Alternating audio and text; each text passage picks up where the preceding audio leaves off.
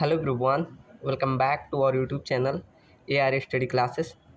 हम पढ़ रहे ट्रांसपोर्टेशन इंजीनियरिंग और हमने यूनिट 2 कवर किया था। आज हम अपना यूनिट 3 स्टार्ट करेंगे।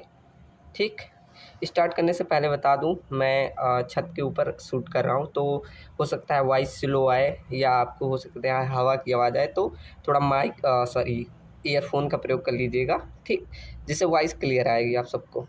ठीक, आई थिंक क्लियर आ रहा है, मैंने एक बार चेक किया है। चलो तो पढ़ते हैं ट्रैफिक इंजीनियरिंग। चलो तो आपका चैप्टर, मतलब यहाँ चैप्टर 3 लिखा हूँ, तो यूनिट 3 आपका पूरा ट्रैफिक इंजीनियरिंग, इसमें पूरा आपका सिलेबस ये कवर हो जाएगा। ठीक, आप यूनिट मैच करा लीजिएगा, पूरा इसमें आपके टॉपिक्स आ जाएंगे। तो चलो पहला टॉपिक ही पढ़ते हैं, ट्रैफिक इंजीनियरिंग। अब इसे क्यों पढ़ते हैं, हमारा ये ऑब्जेक्टिव क्यों होता है, हम ट्रैफिक इंजीनियरिंग क्यों पढ़ रहे हैं। जैसे आपका ये कोई व्हीकल, मतलब सॉरी, आप रोड्स है, आप इसे ऐसा डिज़ाइन करेंगे कि वहाँ पर कम से कम मतलब ट्रैफिक जाम लगे और एक कॉस्ट भी कम पड़े, तो इसीलिए तो आप ट्रैफिक इंजीनियरिंग डिज़ाइन करेंगे।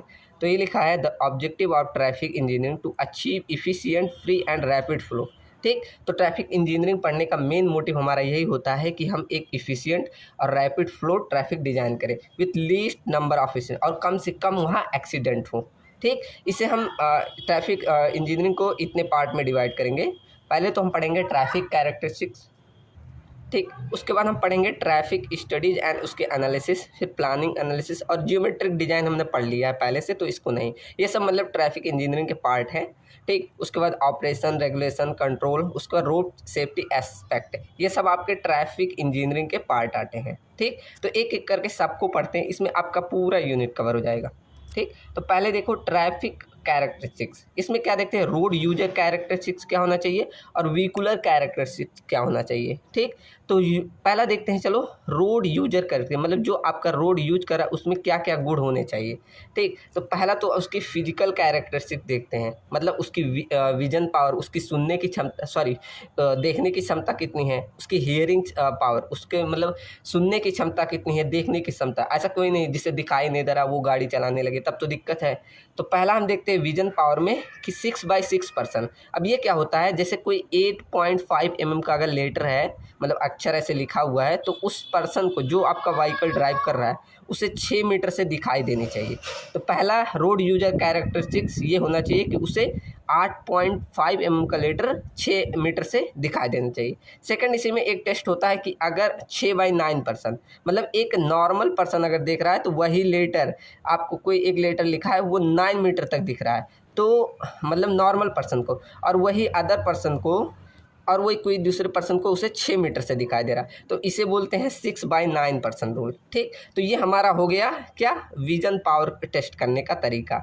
ठीक, चलो इसका फॉर्मूला भी होता है, देखो vision equal to x/y equal to actual distance हमें कितना चाहिए होता है, और रिक्वायर्ड डिस्टेंस मतलब कितना रिक्वायर्ड है कि इतना दिखना चाहिए, और एक्चुअल डिस्टेंस उसकी कितनी है। ठीक, तो इस आधार पे ये फॉर्मूला भी होता है। सेकंड हमारा आता है, अब रोड यूजर कैरेक्टरिस्टिक्स देख रहे हैं। ठीक, हम यहाँ देखो मेटल लिखा है, इसे मेंटल कैरेक्टरिस्टिक्स। अब मेंटल कैरेक्टरिस्टिक्स मतलब उसकी नॉलेज स्किल कैसी है, उसकी इंटेलिजेंस कैसा है, एक्सपीरियंस कैसा है, उसकी लिटरेसी, ऐसा नहीं हो कि पढ़ाई लिखाई ना हो, अगर बोला हो लेफ्ट टर्न करने तो राइट टर्न कर रहा है। ठीक, तो ये भी सब देखा जाता है। सेकंड देखते हैं, सेकंड नहीं, अब थर्ड आ गया साइकोलॉजिकल कैरेक्टर्स, मतलब उसके अंदर गुस्सा है या डर है या सुपर सिचुएशन कंडीशन में है, ऐसी अगर देखो कोई गुस्से में रहता है, कैसे कितनी गाड़ी तेज चलाता है। ठीक, तो इस प्रकार ये भी हम कैरेक्टर, रोड यूजर की कैरेक्टर आ गया। ठीक, ऐसे इन्वायरमेंटल कैरेक्टरिस्टिक्स कैसे हैं, जैसे वहाँ की सराउंडिंग एटमॉस्फेयर, जैसे ज़्यादा गर्मी रहता है तो दिमाग नहीं चलता, ज़्यादा ठंडी रहेगा तो आपके हाथ काम नहीं करते, तो ये सारे इन्वायरमेंटल कैरेक्टर्स, वहाँ की टोपोग्राफी कैसी है, लोकेलिटी कैसी है, ये सारे इन्वायरमेंट कैरेक्टरिस्टिक्स हो गए। ठीक, चलो अब सेकंड हम देखते हैं, इसमें हमने पहला देखा रोड यूजर, ये यहाँ यूजर लिख लीजिएगा, रोड यूजर कैरेक्टरिस्टिक्स। अब व्हीकल की क्या कैरेक्टर होने चाहिए, ठीक, ये देखते हैं। समझ में आया ना, रोड यूजर में क्या क्या गुण होने चाहिए।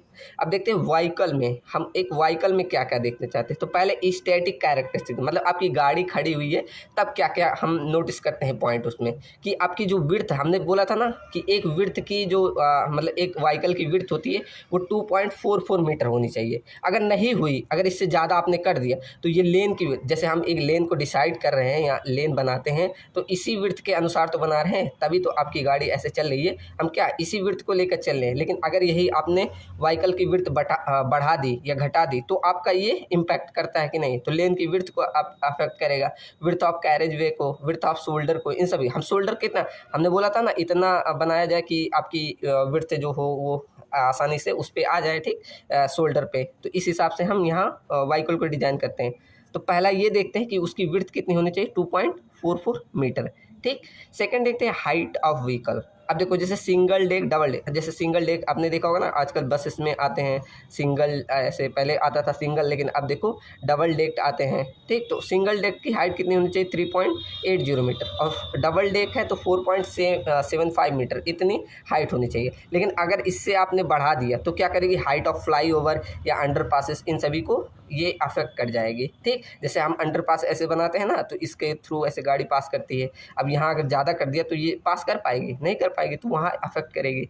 तो ये स्टैटिक कैरेक्टरिस्टिक हुआ। ऐसे आपका लेंथ ऑफ व्हीकल, लेंथ अगर ज़्यादा कर दिया तो जैसे वाइडनिंग, अब मुड़ान जब आप गाड़ी से टर्न करते हैं तो यहाँ हम उसी लेंथ के अकॉर्डिंग तो यहाँ वाइडनिंग देते थे, एक्स्ट्रा वाइडनिंग हमने पीछे पढ़ा था ना ज्योमेट्रिक डिजाइन में, ऐसे कुछ एक्स्ट्रा वाइडनिंग दे देते कर्व पे। तो किसके अकॉर्डिंग, उसकी लेंथ के अकॉर्डिंग। अगर आपने लेंथ घटा बढ़ा दिया तो आपकी विड्थ जो एक्स्ट्रा वाइडनिंग है या ओवरटेकिंग साइड डिस्टेंस, ये सब अफेक्ट कर जाएगी, ठीक। तो ये हो गया स्टैटिक कैरेक्टरिस्टिक। अब कितनी होनी चाहिए, देखो कितनी होनी चाहिए। अगर सिंगल यूनिट ट्रक है विथ 2 एक्सेल, एक्सेल मतलब आपकी गाड़ी में जो ये एक्सेल लगा होता है ये है, तो वो 11 मीटर का होना चाहिए। ऐसे सभी का बताया, सिंगल यूनिट विथ 2 एक्सेल है तो 12 मीटर, अगर ट्रक ट्रैक्टर उससे में इतना है तो इतना, ठीक। ये सारे लेंथ बताए हैं सभी प्रकार की गाड़ियों की कि कितना होना चाहिए, ठीक। तो समझ में आना, ये आपका हो गया स्टैटिक कैरेक्टरिस्टिक्स, ठीक। अब चलो देखते हैं डायनेमिक कैरेक्टरिस्टिक्स। अब डायनेमिक कैरेक्टरिस्टिक्स में क्या चाहते हैं, आपका पहला यहाँ एक ही पढ़ना है कि ब्रेकिंग कैरेक्टरिस्टिक्स क्या होना चाहिए। ब्रेकिंग कैरेक्टरिस्टिक्स मतलब आप जैसे यहाँ गाड़ी चला रहे हैं और यहाँ पर आपने ब्रेक अप्लाई किया तो कितने समय पे आपका ये गाड़ी रुका, तो ये किस पे रुकता है, आपका फ्रिक्शन कितना, ये पेमेंट कितना फ्रिक्शन लगा रहा है, मतलब फ्रिक्शन मिल रहा है, उसी के आधार पे मिलेगा, ठीक। तो यहाँ पर हम ब्रेकिंग कैरेक्टरिस्टिक्स में क्या मेजर करेंगे, it is possible to measure skid resistance, मतलब स्किड मतलब फ्रिक्शन को हम यहाँ मेजर करेंगे, ठीक। Of the pavement surface under prevailing condition, मतलब जो एक्चुअल कंडीशन है रोड की उसमें हम फ्रिक्शन को मेजर करते हैं, यही आपकी ब्रेकिंग कैरेक्टरिस्टिक्स को दिखाएगा। अब इसको कैसे मेजर कर सकते हैं, देखो आप व्हीकल को चला रहे हैं, यहाँ पर आपकी कुछ स्पीड होगी ना, तो आपने जब स्पीड से चले तो आपने कुछ ऑब्स्ट्रक्शन देखा, फिर आपने ब्रेक अप्लाई किया, तो ब्रेक अप्लाई करने तुरंत थोड़ी रुक जाती है, कुछ डिस्टेंस ट्रैवल करती है, मान लो एल डिस्टेंस ट्रैवल की, ठीक। उस समय आपने जो टाइम लिया वो टी टाइम लिया, तो 3 चीज़ें मिली क्या, एक आपकी एक्चुअल स्पीड थी, एक आपका ब्रेक अप्लाई करने के बाद कुछ डिस्टेंस हुआ, एक कितना टाइम लगा यहाँ से यहाँ तक जाने में, 3 चीज़ें मिली, ठीक। यहाँ देखो एक हमें मिला, देखो यहाँ लिखा हुआ है ए पॉइंट हमें क्या मिला, ब्रेकिंग डिस्टेंस मिला, एक हमारा था इनिशियल स्पीड, और थर्ड हमें मिला था actual duration of application, break application पे, ठीक, कितना टाइम मिला, ये 3 चीज़ें मिली। अगर मुझे अब यही स्किड रेजिस्टेंस को मेजर करना है तो इनमें से 2 चीज़ें, at least 2 of the following measurement need to during the brake of determine skid resistance, ठीक। अगर मुझे क्या डिटरमाइन करना है, स्किड रेजिस्टेंस, तो इन तीनों में से अगर 2 चीज़ें मालूम है तो हम क्या डिटरमाइन कर देंगे, स्किड रेजिस्टेंस मतलब फ्रिक्शन एफ की वैल्यू को, ठीक। कैसे, अब देखो यहाँ फॉर्मूले सब लिखे हैं, कैलकुलेशन ऑफ एफ मतलब स्किड रेजिस्टेंस को कैसे, पहला अगर मुझे क्या मालूम है, ब्रेकिंग डिस्टेंस मतलब एल की वैल्यू मालूम है, दूसरा हमें स्पीड मालूम है मतलब वी, अगर ये 2 चीज़ें मालूम है तो आप कैसे निकाल लेंगे। हमने जियोमेट्रिक डिजाइन जब पढ़े थे पिछले यूनिट में तो वहाँ एक फॉर्मूला पढ़ा था, F equal to V square upon 2GL पढ़ा था ना, तो उस फॉर्मूले से देखो हमें स्पीड मालूम है, लेंथ मालूम है, और जी की वैल्यू हम स्पेसिफिक ग्रेविटी रख दें तो क्या फ्रिक्शन निकाल सकते हैं, निकल गया, ठीक। तो पहला तो फार्मूला इजीली था, अगर किलोमीटर पर आवर में दिया तो ये फार्मूला रख देना बस, मतलब इसको 0.278 रख देना और ग्रेविटी की वैल्यू 9.8 रखोगे तो ये फार्मूला आ जाता है, ठीक। तो ये हमारा पहला केस हुआ अगर ये दोनों चीज़ें मालूम है। लेकिन अगर हमें, अब देखो इसके टोटल 3 केसेस बनेंगे, ठीक। अगर सेकंड केस हो रहा है कि अगर मुझे इनिशियल स्पीड मतलब v मालूम है और हमें ड्यूरेशन मतलब टाइम t मालूम है, तब कैसे निकालोगे, तो इसके लिए देखो डेरिवेशन करके पूरा फॉर्मूला निकलता है लास्ट में, क्या f इक्वल टू u/gt। अब कैसे निकलता है देखो, डेरिवेशन बता दे रहा हूँ, हमने फिजिक्स का गति के नियम पढ़े हैं ना, v इक्वल टू, चलो तो ये गति के नियम पढ़ा है ना आपने, v equal to U plus A T. अब देखो हमें यहाँ मालूम है फाइनल स्पीड हमारी 0 हो जाती है, तो इसको हटा दो। ठीक, तो यहाँ से हमें क्या मिल जाएगा, अब यहाँ देखो कन्वर्ट कर दिया, इधर भेज दिया इसको, तो minus U equal to minus A T हो जाएगा। अब माइनस क्यों लिखा, जब यहाँ रुकती है तो एक्सेलरेशन निगेटिव हो जाता है ना, तो यहाँ माइनस से माइनस हट जाएगा। ठीक, फाइनली हमें फॉर्मूला क्या मिलेगा, u equal to A T. ठीक, अब यहाँ हम एक्सेलरेशन को इधर भेजें और इस तरह हम कुछ लिख सकते हैं, acceleration equal to u by t लिख सकते हैं ना। तो इसको इक्वेशन हमने फर्स्ट मान लिया। अब मैंने पीछे जब जियोमेट्रिक डिजाइन में फॉर्मूला बताया था, acceleration equal to gravity into friction बताया था ना। तो यहाँ पर इसको हम क्या कन्वर्ट कर देंगे, फ्रिक्शन की वैल्यू हमें चाहिए, तो एफ इक्वल टू क्या लिख सकते हैं, ए बाई जी। इसको इधर भेज के देखो, इसको इधर भेज दिया बस, तो ए बाई जी मिल जाएगा। ठीक, अब जहाँ यहाँ ए की वैल्यू लाए हो वही यहाँ पुट कर दोगे, तो फाइनली हमें फॉर्मूला मिल जाएगा f equal to u by g t. अब यहाँ पर यू हमारा स्पीड दिखा रहा है, टी हमारा टाइम, जो कि हमें मालूम था, इनिशियल स्पीड मालूम था और हमें ड्यूरेशन मालूम था, और ग्रेविटी तो हम ले लेंगे 9.81। ठीक, तो यहाँ से हम सेकेंड मेथड द्वारा फ्रिक्शन कैलकुलेट कर लेंगे। ठीक, चलो समझ में आया ना। ऐसे देखो ये न्यूमेरिकल भी दिया है, तो ये आप लोग देख लीजिएगा एक बार कि सब चीज़ें दी ही गई है इसमें। थर्ड केस बनता है कि अगर आपको ब्रेकिंग डिस्टेंस मतलब यहाँ लेंथ मालूम है एंड आपको एक्चुअल ड्यूरेशन मतलब टाइम, अब लेंथ और टाइम ये दो चीज़ें मालूम है, अब तीन चीज़ें में से आपकी ये दो चीज़ें मालूम है। ठीक, तब कैसे निकालोगे, तो यहाँ तक तो हमें मालूम था u equal to A t, उसी लॉ से। अब सेकंड एक लॉ आता है v square minus u square equal to 2s, ये भी गति का नियम ही है। ठीक, तो यहाँ से हम v तो हमारा 0 हो जाता है, फाइनली हमने u इक्वल टू निकाला था ए टी, तो यहाँ पर रखोगे a square t square equal to 2as, तो एक a से एक कट जाएगा a, तो यहाँ बचेगा क्या, a into t square equal to 2l, तो a यहीं रोक दो, इसको भेजोगे यहाँ तो a बराबर 2l बाई टी स्क्वायर ऐसे बचेगा। ठीक, तो यहाँ पर अब सेम जैसे किए थे, a equal to g f मालूम है, तो f equal to a by g. अब वही जो a की वैल्यू यहाँ निकालो, यहाँ रख दोगे, तो फाइनली हमें फ्रिक्शन का फॉर्मूला मिल जाएगा क्या, f equal to 2l by g t square. l हमारा क्या, ब्रेकिंग डिस्टेंस, t हमारा टाइम। ठीक, तो ये तीनों फॉर्मूले अब ध्यान रख लीजिएगा, अगर डेरिवेशन ध्यान हो पाएगा तो और अच्छी बात। ठीक, और ऐसे न्यूमेरिकल भी आपका आ जाता है 2 नंबर में। ठीक, चलो इफिशियंसी निकालना हो तो भी हम निकाल सकते हैं कि एक्चुअल कितना है और एवरेज लेके निकाल लेंगे। ठीक, चलो ये तो हमने पढ़ लिया।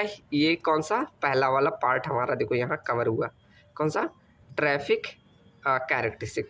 अब हम देखते हैं सेकंड, ट्रैफिक स्टडीज़। ठीक, चलो अब ट्रैफिक स्टडीज़ में हम पहला देखते हैं स्पीड, उसके बाद फ्लो देखेंगे, फिर डेंसिटी देखेंगे। ठीक, तो ट्रैफिक स्टडीज़ अब इसको पढ़ते हैं। अब देखो अगर मुझे स्पीड निकालना होता है, स्पीड स्टडी, तो स्पीड इक्वल टू मालूम है हमें क्या होता है, डिस्टेंस अपॉन टाइम। ऐसे मुझे अगर जर्नी स्पीड निकालना हो तो टोटल आपने डिस्टेंस कितना ट्रैवल किया और टोटल जर्नी में टाइम कितना लगा। अब यहाँ टोटल जर्नी टाइम में आप सब चीज़ें लेंगे, आपने कहाँ रुका, कहाँ खाना खाया, सब चीज़ें कन्वर्ट करेंगे, तो वो आपका टोटल जर्नी स्पीड हो जाता है। और वहीं अगर आप रनिंग स्पीड देख रहे हैं तो रनिंग स्पीड में केवल रनिंग में आप जो वहाँ रुके या कुछ चीज़ें वो सब नहीं लेंगे, तो वो आपका रनिंग स्पीड हो जाएगा। ठीक, थर्ड आपका आता है स्पॉट स्पीड। अब ये आपके एग्जाम में पूछा गया है। ठीक, स्पॉट स्पीड, अब ये क्या देखते हैं, पर्टिकुलर सेक्शन से, एक पर्टिकुलर सेक्शन से आपकी व्हीकल पास की तो वहाँ पर आपकी कितनी स्पीड थी, तो वो हमारा कहलाता है स्पॉट स्पीड। क्या लिखा है, instant speed of the vehicle at any particular section. ठीक, किसी पर्टिकुलर सेक्शन में हमारा कितना स्पीड जा रहा है वही हमारा स्पॉट स्पीड कहलाता है। ठीक, जैसे इसको हम 2 मेथड से कैलकुलेट, अगर इसका मतलब एवरेज निकालना हो तो इसमें क्या आता है, first time mean speed, second space mean speed. अब ये स्पेस मीन स्पीड वाला भी आपने पूछा गया है। ठीक, तो टाइम मीन स्पीड को हम अर्थमेटिक मीन भी बोलते हैं और स्पेस मीन स्पीड को हार्मोनिक मीन, इन 2 नामों से भी जाना जाता है इन लोग को। ठीक, तो पहला देखते हैं टाइम मीन स्पीड। अब ये क्या होता है, एवरेज टाइम लेते हैं, टाइम मीन स्पीड मतलब एवरेज स्पीड लेते हैं सभी व्हीकल जो एक सेक्शन से पास कर रही हैं। जैसे देखो यहाँ पर मान लो V1 व्हीकल की स्पीड इतनी थी, V2 व्हीकल की स्पीड इतनी थी, V3, अब सबको जोड़ के बस डिवाइड कर दो, जैसे आपने एवरेज निकालते हैं। ठीक, अगर नंबर ऑफ व्हीकल इतनी जा रही मतलब एक सेकंड ऐसे सेक्शन लिए और ऐसे 2-3 व्हीकल जा रही तो उसे फ्रीक्वेंसी बोला जाता है। तो उसको बस आपका करना V1 इंटू X1, मतलब जितनी गाड़ियाँ हैं उसको उतने नंबर ऑफ व्हीकल से मल्टीप्लाई कर दोगे। ठीक, जैसे speed into number of vehicle, X1 मतलब फ्रीक्वेंसी कितनी व्हीकल जा रही हैं। ठीक, तो यहाँ उससे मल्टीप्लाई कर दोगे बस, V1 X1 plus V2 X2 plus V3 X3। ठीक, चलो ऐसे आपका देखो फॉर्मूला दिया है, ऐसे देखो ये 40 किलोमीटर पर आवर से 6 की फ्रीक्वेंसी, मतलब 6 गाड़ियाँ जा रही हैं इतने स्पीड से, 5 गाड़ियाँ जा रही हैं इतने स्पीड से, ठीक। तो उस केस में आप ये x1 x2 से मल्टीप्लाई कर देंगे और नंबर ऑफ व्हीकल यही जोड़ लो, 5 4 9 6 13, देखो वही जोड़ा गया है। तो ये टोटल व्हीकल कितनी जा रहे हैं इसे फ्रीक्वेंसी बोल दिया जाता है, ठीक। चलो अब सेकंड देखते हैं स्पेस मीन स्पीड। अब इसमें क्या होता है, एक पर्टिकुलर सेक्शन पे देखते हैं और इसमें देखो लेंथ हमारा फिक्स है, बस हमें क्या देना है पर्टिकुलर सेक्शन। अब एक हमारा लेंथ दिया गया उसमें हम निकालते हैं स्पीड, ठीक। तो देखो average speed of while all vehicle at a certain road length over a specific time interval पे, ठीक।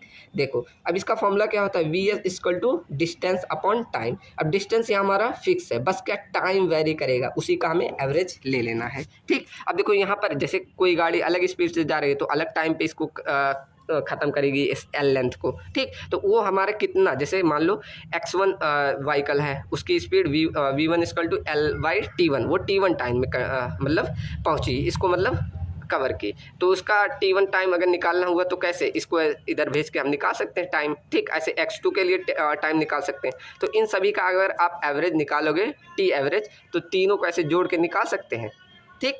तो यहाँ पर टी एवरेज का फॉर्मूला कुछ ऐसे निकल जाएगा, मतलब यही सारे चीज़ों को अगर हम जोड़े टी एवरेज का फॉर्मूला कुछ ये हो जाएगा एक्स, मतलब यहाँ देखो फ्रीक्वेंसी को हटा दो, अगर जैसे फ्रीक्वेंसी से भी मल्टीप्लाई नंबर ऑफ व्हीकल से मल्टीप्लाई करोगे लास्ट में, ठीक। तो यहाँ पर कुछ फॉर्मूला ऐसे आ जाएगा, ठीक। नंबर ऑफ व्हीकल और कितनी मतलब गाड़ियाँ गई, ठीक। तो यहाँ से हमें टी एवरेज मिल जाएगा। अब यही टी एवरेज की वैल्यू आप क्या करो, टी एवरेज की वैल्यू यहाँ ऊपर हमने जो फॉर्मूला पढ़ा है इसमें लाकर पुट कर दो। तो पुट करोगे जब, तो ये आपका फॉर्मूला है, देखो वी एस इक्वल टू ये एल लिख देना, ये एल है, वी लिखा गया है, ठीक। तो एल से आप क्या करोगे, ये एल से एल यहाँ से कट जाएगा, फाइनली फॉर्मूला क्या बनेगा यहाँ, वी एस इक्वल टू देखो v s equal to n y 1/VN, sorry 1/V1 plus 1/V2 plus 1 dot dot ऐसे करके VN, ठीक। ये आपका स्पीड स्पॉट स्पीड का सॉरी स्पेस मीन स्पीड का फॉर्मूला हो गया। लेकिन अगर फ्रीक्वेंसी दी है तो यहाँ x1 x2 x3 ऐसे ऊपर कर देना, ठीक। तो ये आपका किसका हो गया, स्पेस मीन स्पीड निकालने का फॉर्मूला। देखो यहाँ एक न्यूमेरिकल भी दिया है, आप इसको देखकर और क्लियर कर सकते हैं, ठीक। अब इसको मेजर करने के बहुत सारे मेथड होते हैं, जैसे इनस्कोप मेथड, जिसे मिरर बॉक्स मेथड भी बोला जाता है, photographic method, space gun method, pressure contact tube method. अब इसका रिप्रेजेंटेशन देखो कैसे किया जाता है, देखो प्रेजेंटेशन ऑफ स्पॉट स्पीड। मान लो इतनी गाड़ियां हैं जिनके स्पीड दिखाई गई और इतनी स्पीड से, जैसे 5 किलोमीटर पर आवर से 5 व्हीकल चली, 15 किलोमीटर पर आवर स्पीड से इतनी चली, इतनी गाड़ियाँ इतने मतलब इतने स्पीड से, ऐसे नंबर ऑफ व्हीकल दी। अब इनका हम क्यूमुलेटिव व्हीकल निकालते हैं। जैसे क्यूमुलेटिव व्हीकल आपने हाइड्रोलॉजी में निकालना पढ़ा होगा, कैसे ऐसे जैसे 5 इसको यहाँ लिख के फिर इसमें जोड़ते हैं, फिर इसको इसमें जोड़ते हैं, ठीक। जैसे 15 10 35, फिर यहाँ लिखेंगे 35 10 45, फिर 45 20 सॉरी 45 25 70 ऐसे निकालते हैं ना, आपने हाइड्रोलॉजी में पढ़ा होगा, ठीक। तो यहाँ से इसका परसेंटेज, अब टोटल नंबर ऑफ व्हीकल कितनी हुई यहाँ पर, cumulative total number of vehicle 100। अब इनका परसेंटेज निकालोगे तो यहाँ पर cumulative vehicle 5 divided by total number of vehicle into 100, तो 5%, 15%, 35%, 45। तो इसी का यूज हम डिजाइनिंग में करते हैं। कैसे, देखो इसको हम एक कर्व में रिप्रेजेंट करें तो 98%, 85 और 15% इनका मतलब क्यूमुलेटिव स्पीड देखा जाए, 98% स्पीड और 85% 15, ये कर्व आप जरूर बना के आइएगा, ठीक। तो यहाँ 98 परसेंटाइल स्पीड को क्या डिनोट करता है, इसका हम geometric design of national highway में यूज करते हैं, ठीक। ये हमें क्या दिखाता है कि स्पीड एट मतलब इस पे 98% पे या इससे नीचे ही हमारी गाड़ियाँ रन कर रही हैं, या हमारा स्पीड अब 2% व्हीकल ही सिर्फ रन कर सकती है, मतलब इसके ऊपर केवल 2% रन कर सकती हैं, या इसके नीचे 98% या उसी पर 98% व्हीकल रन करेगी। इसका मतलब ये होता है, ठीक। ऐसे हमारा 85 परसेंटाइल स्पीड क्या दिखाता है, स्पीड एट मतलब या तो 85% पे रन करेगी या इसके नीचे 85% व्हीकल रन करती हैं, ठीक। और हमारा दिखाता है कि 15% व्हीकल ही ऐसी है जो इसके ऊपर है, मतलब इसके ऊपर स्पीड तक ट्रैवल कर सकती है, उतने कितना, सिर्फ 15% व्हीकल, ठीक। अब इसका कहाँ यूज किया जाता है, 85 percentile speed are also known as upper limit या सेफ लिमिट स्पीड, ठीक। आपने अगर ट्रैवल किया होगा एक्सप्रेस वे पे या हाईवे पे तो ऐसे लिखा होता है सेफ लिमिट इतना स्पीड, ऐसे बड़े से लिखा होता है 85 या ऐसे देखा होगा आपने जरूर, ठीक। तो वो सेफ लिमिट को ऐसे दिखाया जाता है इसी आधार पर, ठीक।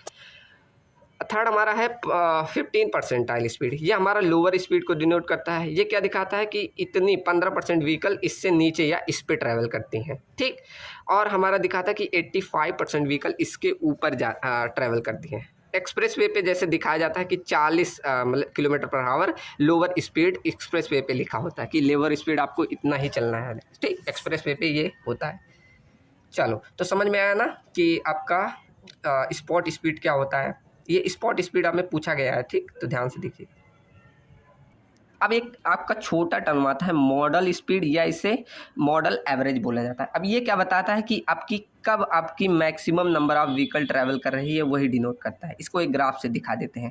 तो speed at which maximum number of vehicle are travelling, वही आपका मॉडल स्पीड या मॉडल एवरेज बोला जाता है। Graph is called speed distribution curve. देखो ये कर्व हमें क्या दिखा रहा है, स्पीड और नंबर ऑफ व्हीकल, मतलब इतना मैक्सिमम स्पीड पे कब आपकी नंबर ऑफ व्हीकल कितनी ट्रैवल कर रही है, ठीक। तो इसे मॉडल स्पीड या मॉडल एवरेज बोला जाता है।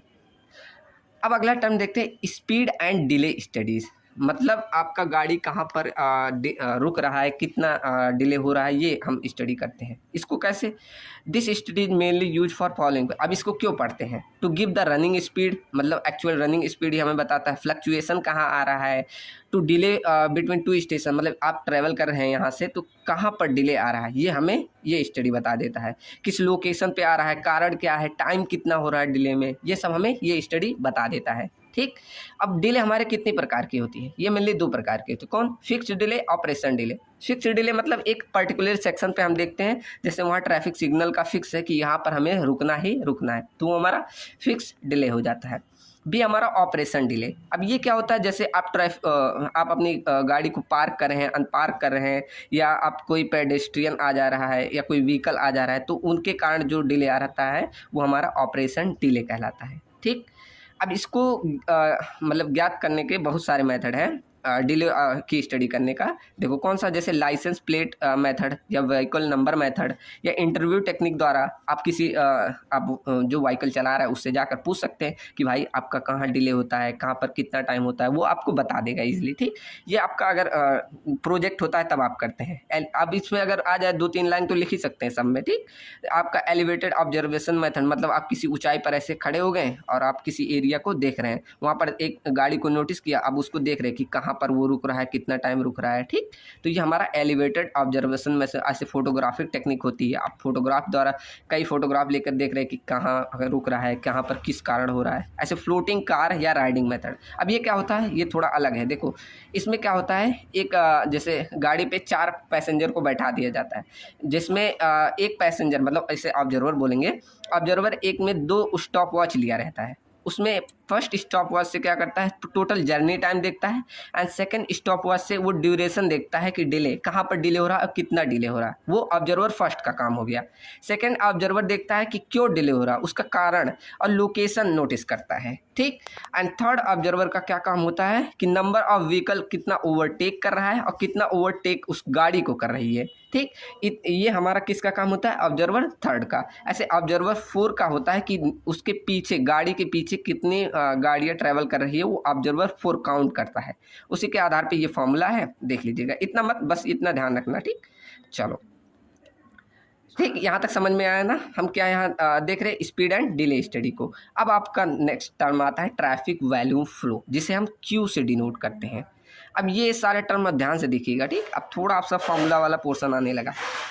तो देखो ट्रैफिक वॉल्यूम फ्लो मतलब एक पर्टिकुलर सेक्शन से एक यूनिट टाइम, मतलब 1 घंटा ले लो, चाहे 1 डे ले लो, चाहे 1 मिनट में कितनी गाड़ियाँ, नंबर ऑफ व्हीकल ट्रैवल कर रही है, वो आपका दिखाता है ट्रैफिक वॉल्यूम फ्लो, ठीक। मतलब एक सेक्शन आपने कंसीडर किया और आप 1 घंटे में देख रहे हैं कितनी गाड़ियाँ ट्रैवल कर रही है, वही आपका ट्रैफिक वॉल्यूम फ्लो हो जा रहा है। देखो क्या लिखा है, number of vehicle passing a section road per unit time at any selected period is called traffic volume, ठीक। इसका फॉर्मूला क्या हो जाएगा, q equal to number of vehicle और आपने यूनिट टाइम जो आपने लिया, हावर लिया या डे आप दिन में कंसीडर करें या मिनट में देख रहे हैं, ठीक। तो ये आपका हो जाएगा ट्रैफिक वॉल्यूम फ्लो। अब ये ध्यान रखिएगा, फॉर्मूला अभी आगे यूज होगा, ठीक।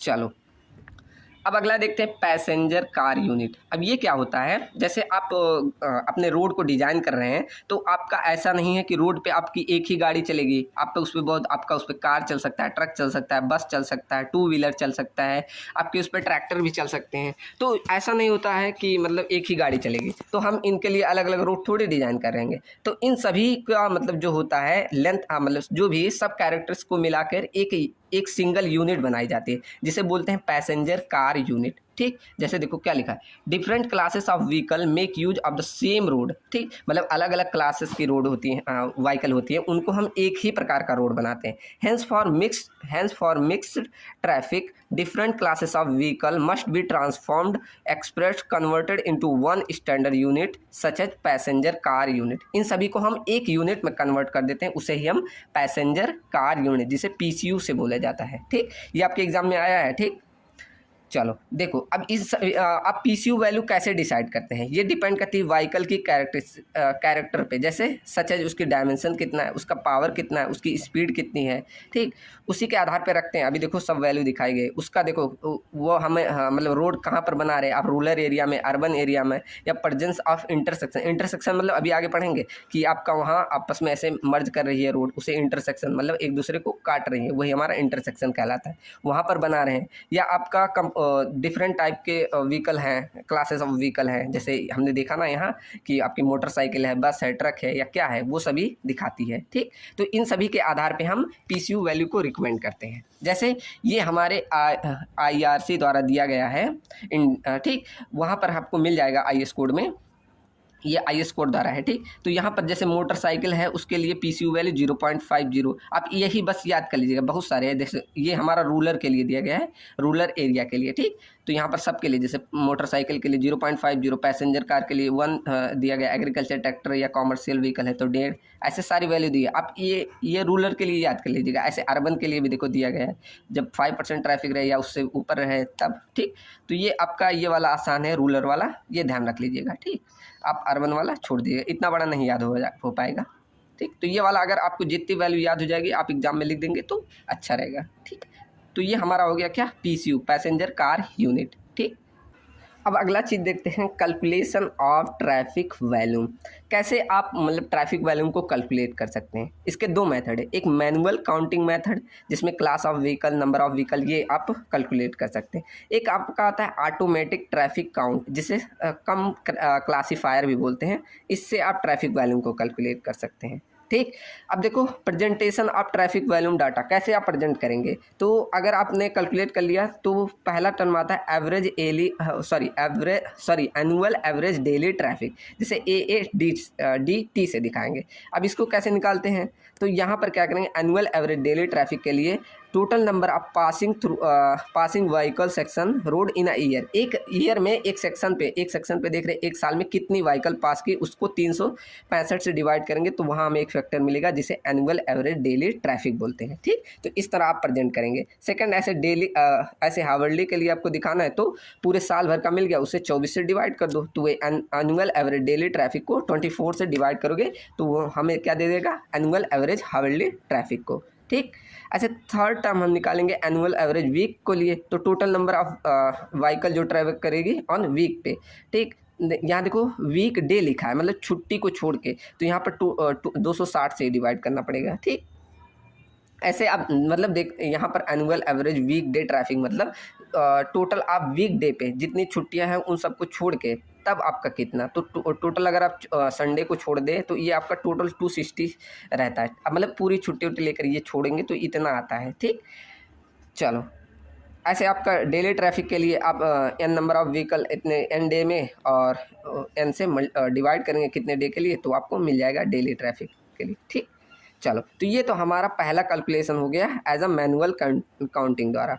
सेकंड हम कैलकुलेट कर सकते हैं सेकंड मेथड, जिसे बोला जाता है ट्रेंड चार्ट मेथड। अब ये कैसे, जैसे आप उसमें इन्वायरमेंट में पढ़े होंगे पॉपुलेशन कैलकुलेशन के लिए फॉर्मूला पढ़ा होगा ना, P=A ब्रैकेट में 1 + R पे पावर n पढ़ा है ना, तो वही सेम यहाँ फॉर्मूला। यहाँ पर क्या हम P क्या डिनोट करेंगे, आगे हमारा जो ट्रैफिक का वैल्यूम आएगा वो दिखाता है, ए हमारा जो प्रेजेंट टाइम का है, देखो यहाँ सब लिखा हुआ है, और एन हमारा क्या नंबर ऑफ ईयर दिखाता, आर हमारा रेट ऑफ ग्रोथ और ए हमारा करंट ईयर में। ठीक, समझ में आया ना? देखो एक बार पढ़ देता हूँ। Traffic volume can be represented in the form of trend chart, which is used to estimating the rate of growth of traffic at a particular class that can be used to planning future design and regulation। इसी trend chart के आधार पे हम क्या निकाल देते हैं? Percentage growth. और percentage growth मतलब आर की वैल्यू इसी ट्रेंड चार्ट के मतलब जैसे 2024 में इतना था, 25 में इतना, तो किस रेट से ग्रोथ कर रहा है वो हमें मालूम चले। जैसे इंडिया का जो एवरेज ग्रोथ रेट है वो 5 से 7% है। ठीक, तो इसी ग्रोथ रेट के आधार पे हमें एक फॉर्मूला दिया है, P equal to a bracket में 1 प्लस आर पे पावर n। ठीक, यहाँ पर ए की वैल्यू जो हमारा प्रेजेंट टाइम में आपका ट्रैफिक वॉल्यूम है और ब्रैकेट में 1 प्लस जो आपका ग्रोथ रेट है उससे मल्टीप्लाई कर देंगे पावर आप किस ईयर में चाहते हैं उससे ऊपर पावर में रख दोगे तो ये फॉर्मूला मिल जाएगा। आपने ये पॉपुलेशन के लिए निकाला होगा पीछे, मतलब इन्वायरमेंट में ज़रूर पढ़ा होगा, तो वही सेम टेक्निक है। ठीक, चलो अब अगला टर्म आता है वेरिएशन चार्ट। अब ये शो करता है कि आपका मतलब कब आपका मैक्सिमम ट्रैफिक है, कब आपका मिनिमम ट्रैफिक है।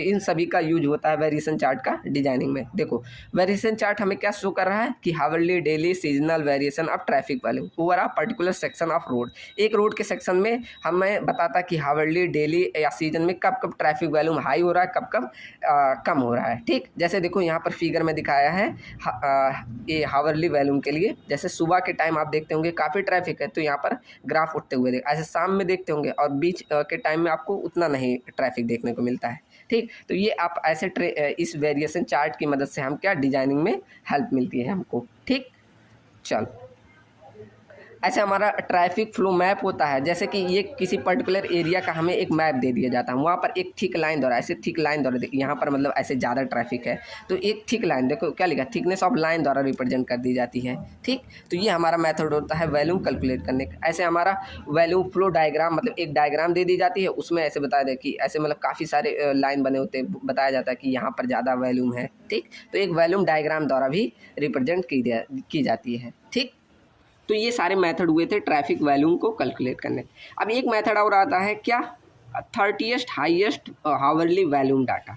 अब देखो इसका मतलब पहले समझो। इसमें हम क्या करते हैं, एक साल में ना पूरा ऐसे डाटा कलेक्ट करते हैं। जैसे मान लो ये मैं ऐसे रोड बना रहा हूँ, ऐसे क्या करते हैं साल भर हम डाटा कलेक्ट करते हैं। जैसे मान लो सबसे जो मैक्सिमम है साल भर ऐसे मैक्सिमम मान लो ऐसे कलेक्ट किए। ठीक, मान लो आपका 1000 व्हीकल पर हावर गया, फिर ऐसे 999 ऐसे करके आपका गया, तो ऐसे इसको हम डिक्रीजिंग फॉर्म में से लिखते जाते हैं। मान लो 30 तक जाएंगे, जैसे 1999 फिर 998 ऐसे मान लो आपके करके 970 तक जाएगा ना, तो ऐसे करके और भी घटते घटते मतलब साल भर का हम डाटा रिकॉर्ड करेंगे। लेकिन जो मैक्सिमम 30 डाटा है उसी को लेकर हम डिज़ाइन करते हैं, तो वही आपका कहलाता है 30th हाईएस्ट वॉल्यूम डाटा। मतलब 30 जो मैक्सिमम से मैक्सिमम है 30 से लेकर हम घटते हुए लेते जाते हैं, उन्हीं 30 के आधार पर हम डिजाइनिंग करते हैं, वही कहलाता है आपका 30th highest hourly volume data. ठीक, देखो क्या लिखा है, 30th highest traffic volume is the hourly volume that will be reach only 30th time. अब देखो हम मैक्सिमम एकदम लेके चल रहे हैं तो वो ओनली 30th टाइम रहेगा साल भर में कि वो पहुंचेगा वहाँ, या हम कह सकते हैं केवल वो 29 टाइम होगा एक साल में कि एक्सीड कर पाएगा। ठीक, यहाँ 29 टाइम मतलब एक साल भर में ऐसा ही रहेगा कि 29 बार रहेगा कि वो एक्सीड कर पाए, मतलब उतना ट्रैफिक होगा कि 29 बार ही ऐसा हो कि वो उतना ट्रैफिक पहुँचे। ठीक, समझ में आया ना। इसका as per IRC designing is done for 30th higher volume then neither it is costly nor it is congested. मतलब इसके अकॉर्डिंग अगर आप डिजाइनिंग करें तो ये ज़्यादा ना कॉस्टली पड़ता है ना ज़्यादा कंजेस्टेड पड़ेगा। ठीक, इसके आधार पे आप परसेंटेज भी निकाल सकते हैं। देखो आप 29 हावर लिए, मतलब साल का 29 हावर लेंगे ना, मतलब हर हावर का यहाँ देखते हैं। ठीक, तो 29 हावर का मतलब साल में ले और इसका एक साल में डिवाइड करोगे तो 0.33% ऐसी कैपेसिटी रहेगी जो एक्सीड करेगी परसेंटेज में अगर आप दिखाना चाहें।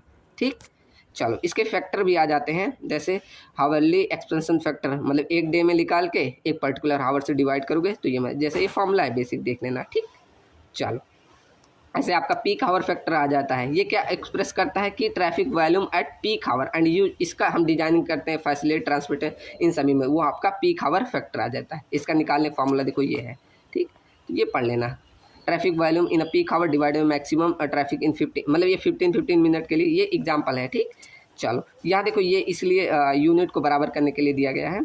ठीक, ये आपके पूछा नहीं जाता। चलो इसे पढ़ लेना कि पीक आवर फैक्टर क्या होता है। ये एक्सप्रेस करता है in term of traffic volume during peak hour में, मतलब एक पीक आवर में जो मैक्सिमम, ऐसे आपने 24 घंटे में देखा ना, तो जैसे सुबह के टाइम हमने देखा था ना कि सबसे ज़्यादा ट्रैफिक होती है, फिर उसमें हम देख रहे हैं peak hour factor just 15 minute के लिए, तो ऐसे निकाल लेते हैं। कैसे? Traffic volume in a peak hour, एक हावर में कितना था और 15 मिनट के अंतराल में कितना था, और ये हम यूनिट कन्वर्जन के लिए लगा देते हैं। ठीक, अभी ये पढ़ाऊंगा तो बहुत ज़्यादा हो जाएगा। चलो, तो ये हमारा हो गया पीक हावर फैक्टर। ठीक, यहाँ से हमने सीख लिया कि कैसे हम ट्रैफिक वॉल्यूम को निकालते हैं। अब सीखते हैं ट्रैफिक कैपेसिटी।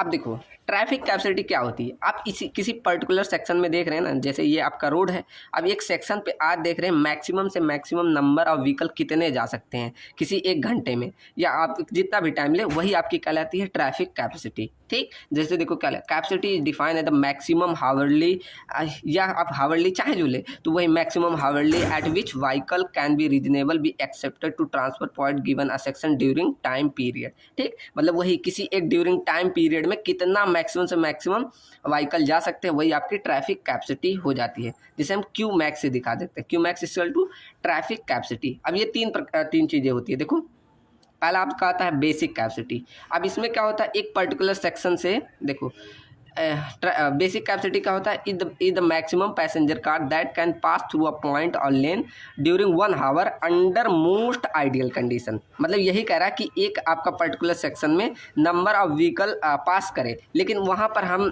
जो गाड़ियों का ये ले रहे हैं आइडियल कंडीशन लेके चल रहे हैं। यहाँ भी नंबर ऑफ मतलब मैक्सिमम नंबर ऑफ व्हीकल ही देख रहे हैं, तो कितना व्हीकल पास करे वो आइडियल कंडीशन में, वो आपकी कहलाती है बेसिक कैपेसिटी। ठीक, समझ में आया ना? एक बार देखो फिर से बता रहा हूँ।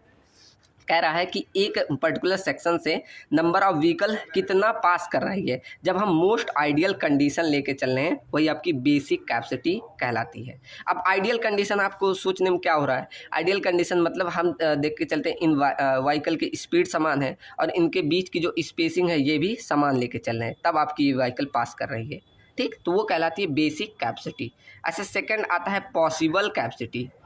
अब पॉसिबल कैपेसिटी क्या होता है, इसमें भी हम एक रोड देखते हैं और एक ऐसे पर्टिकुलर सेक्शन पे देखते हैं नंबर ऑफ व्हीकल कितनी पास कर रही है। अब यहाँ हम बेसिक नहीं, अंडर प्रिवेलिंग कंडीशन, मतलब जो एक्चुअल वहाँ रोड की कंडीशन है वो लेके चलते हैं, तब हम देखते हैं कितनी नंबर ऑफ व्हीकल इस एक हावर में पास कर रही है। ठीक, तो वो आपकी कहलाती है पॉसिबल कैपेसिटी। समझ में आया ना?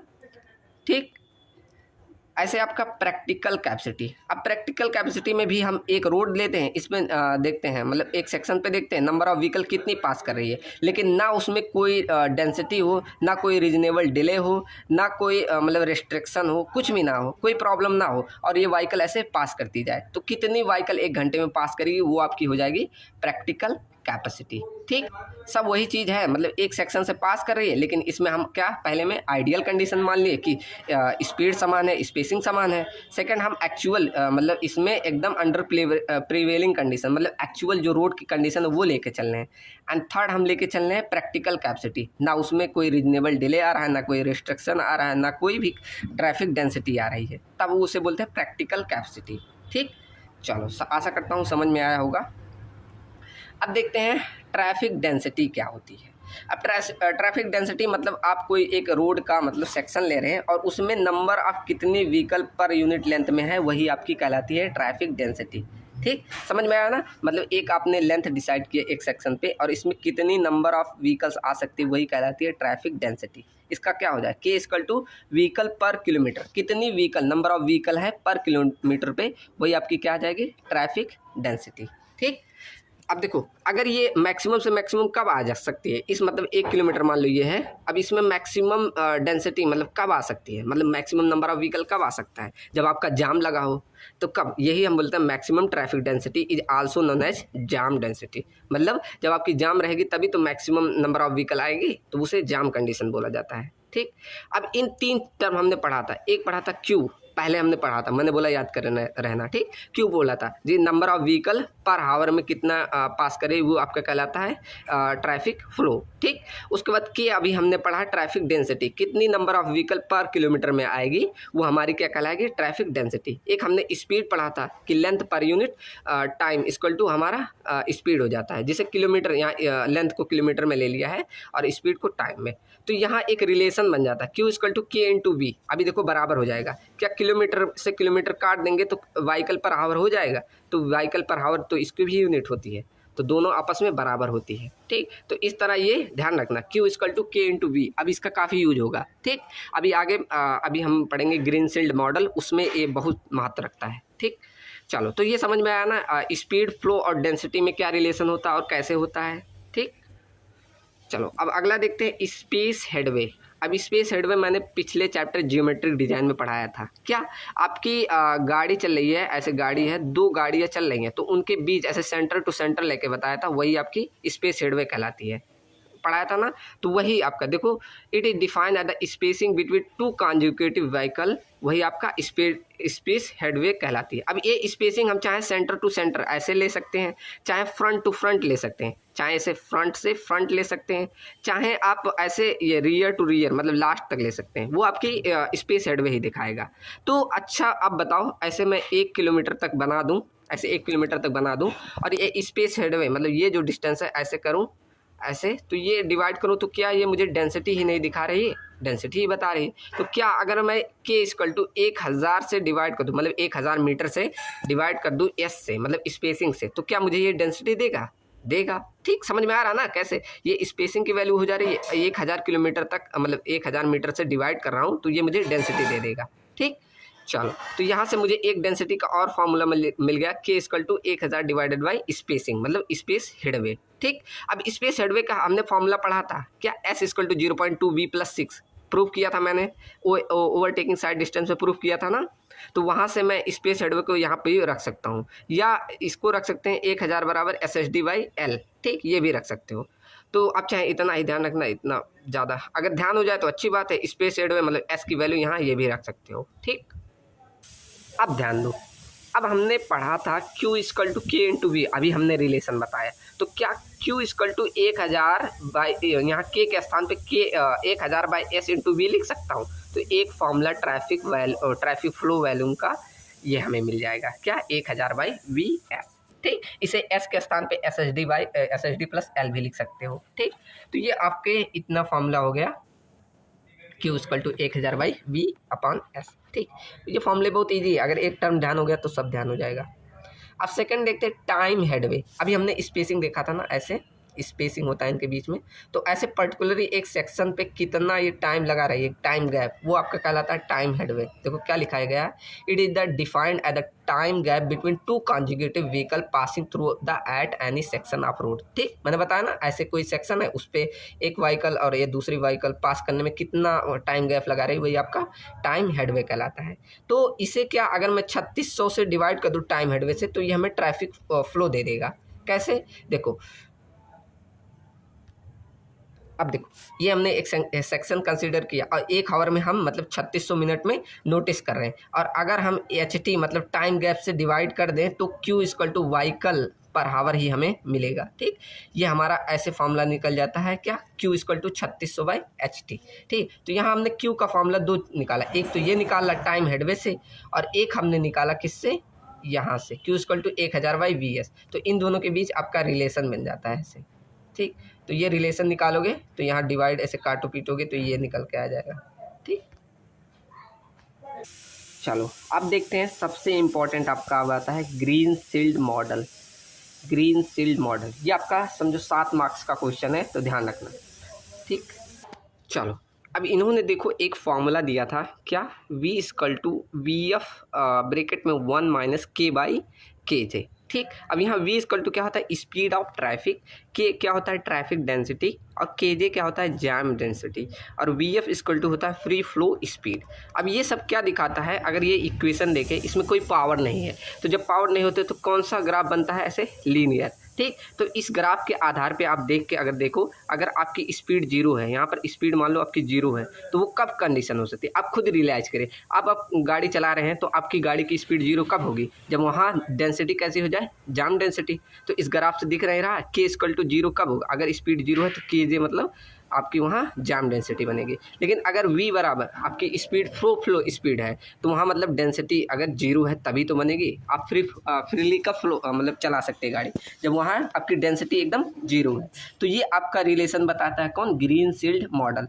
अब इसी के आधार पे आप मैक्सिमम फ्लो कम निकाल सकते हैं, तो ये सब भी अब निकाल सकते हैं। कैसे, देखो, relation between Q and K। अब हम मतलब जो आपने फ्लो निकाला था ट्रैफिक फ्लो, वो अब निकाल सकते हैं। कैसे, एक रिलेशन हमने पढ़ा था ना, क्या, Q=K/V पढ़ा है ना। तो Q यहाँ पर जो V का फॉर्मूला दिया था ग्रीनफील्ड ने, यहाँ ऊपर अभी हमने पढ़ा ना, ये ऊपर जो V वाला फॉर्मूला यहाँ हमने देखो पढ़ा है, ये इसी को लाकर बस इसमें रख दो। देखो अगर यहाँ पर रखोगे तो K/VF ब्रैकेट में 1 - K/KJ हो जाएगा। तो जब ये K से यहाँ अंदर मल्टीप्लाई करोगे तो ये कुछ ये फॉर्मूला हो जाएगा, क्या, Q=VF ब्रैकेट में 1 - K² ये आपका इक्वेशन सेकंड बन जाता है। अब आपको मालूम होगा जब ये आपका स्क्वायर आ जाता है तो आपका ग्राफ कैसा बनता है, पैराबोलिक, पैराबोलिक ही बनेगा। ठीक। तो relation between Q and K is parabolic. हम कह सकते हैं कि अगर हम ट्रैफिक फ्लो और डेंसिटी में रिलेशन देख रहे हैं तो कैसा बनना है, पैराबोलिक। तो यहाँ पर हम कंडीशन इस पैराबोलिक कर्व को देखकर हम कह सकते हैं कि हमारी डेंसिटी अगर 0 है तो वहाँ ट्रैफिक फ्लो भी 0 होगा। ठीक। ऐसे आप सेकंड देख के कह सकते हैं कि आपकी जैम डेंसिटी कब होगी, जब आपका फ्लो 0 होगा। मतलब आपका जब फ्लो ही नहीं हो रहा है तब आपका 0 हो सकता है, या आपकी डेंसिटी ही ना हो तब आपका Q=0 हो सकता है। लेकिन तब मैक्सिमम फ्लो कब होगा, इसे कैसे निकाल सकते हो, तो ये आपका एकदम सेंटर पे निकलेगा। यहाँ देखो इस पे K=0 तो Q=0, KJ=0 तो Q=0 मिल रहा है ना। लेकिन हमें Qmax कहाँ मिल रहा है, एकदम सेंटर पे, मतलब KJ/2 पे मिल रहा है। तो क्या हम Qmax निकाल सकते हैं, मैक्सिमम फ्लो कैसे निकाल सकते हैं, अगर इसी हम KJ/2 को रख दें, इसी KJ/2 को हम रख दें, मतलब K बराबर KJ/2 रख दें, तो हमें मिल जाएगा क्या, Qmax की वैल्यू। तो यहाँ लिखेंगे Qmax=, हम यहाँ जब K के स्थान पे KJ रखोगे तो Qmax का फॉर्मूला आ जाएगा VF × KJ/4।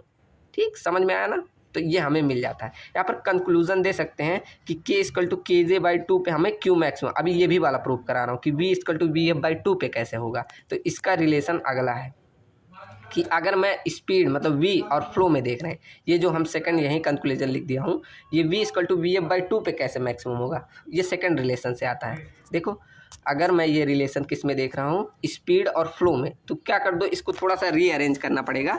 यहाँ पर हम उसी ग्रीनफील्ड मॉडल इक्वेशन यूज़ कर रहे हैं, V=VF ब्रैकेट में 1 - K/KJ, ये हमारा फॉर्मूला होता है। तो इसको रीअरेंज करके अब देखो यहाँ पर ये VF को इधर लाओ तो ये हो जाएगा V/VF, अब ब्रैकेट में 1 - K/KJ, कुछ ऐसा हो जाएगा। ठीक। तो ये अब क्या कर दे रहे हैं, इस 1 को इधर भेज दो तो ये कुछ ऐसा इक्वेशन बनेगा और ये K/KJ बचेगा। ठीक। तो यहाँ पर क्या कर रहे हैं, इस K को यहीं रहने दे रहे हैं, KJ को इधर भेज दे रहे हैं। ठीक। तो यहाँ पर K बराबर क्या हो जाता है, KJ ब्रैकेट में 1 - V/VF। ठीक, कुछ ये इक्वेशन मिल जाती है।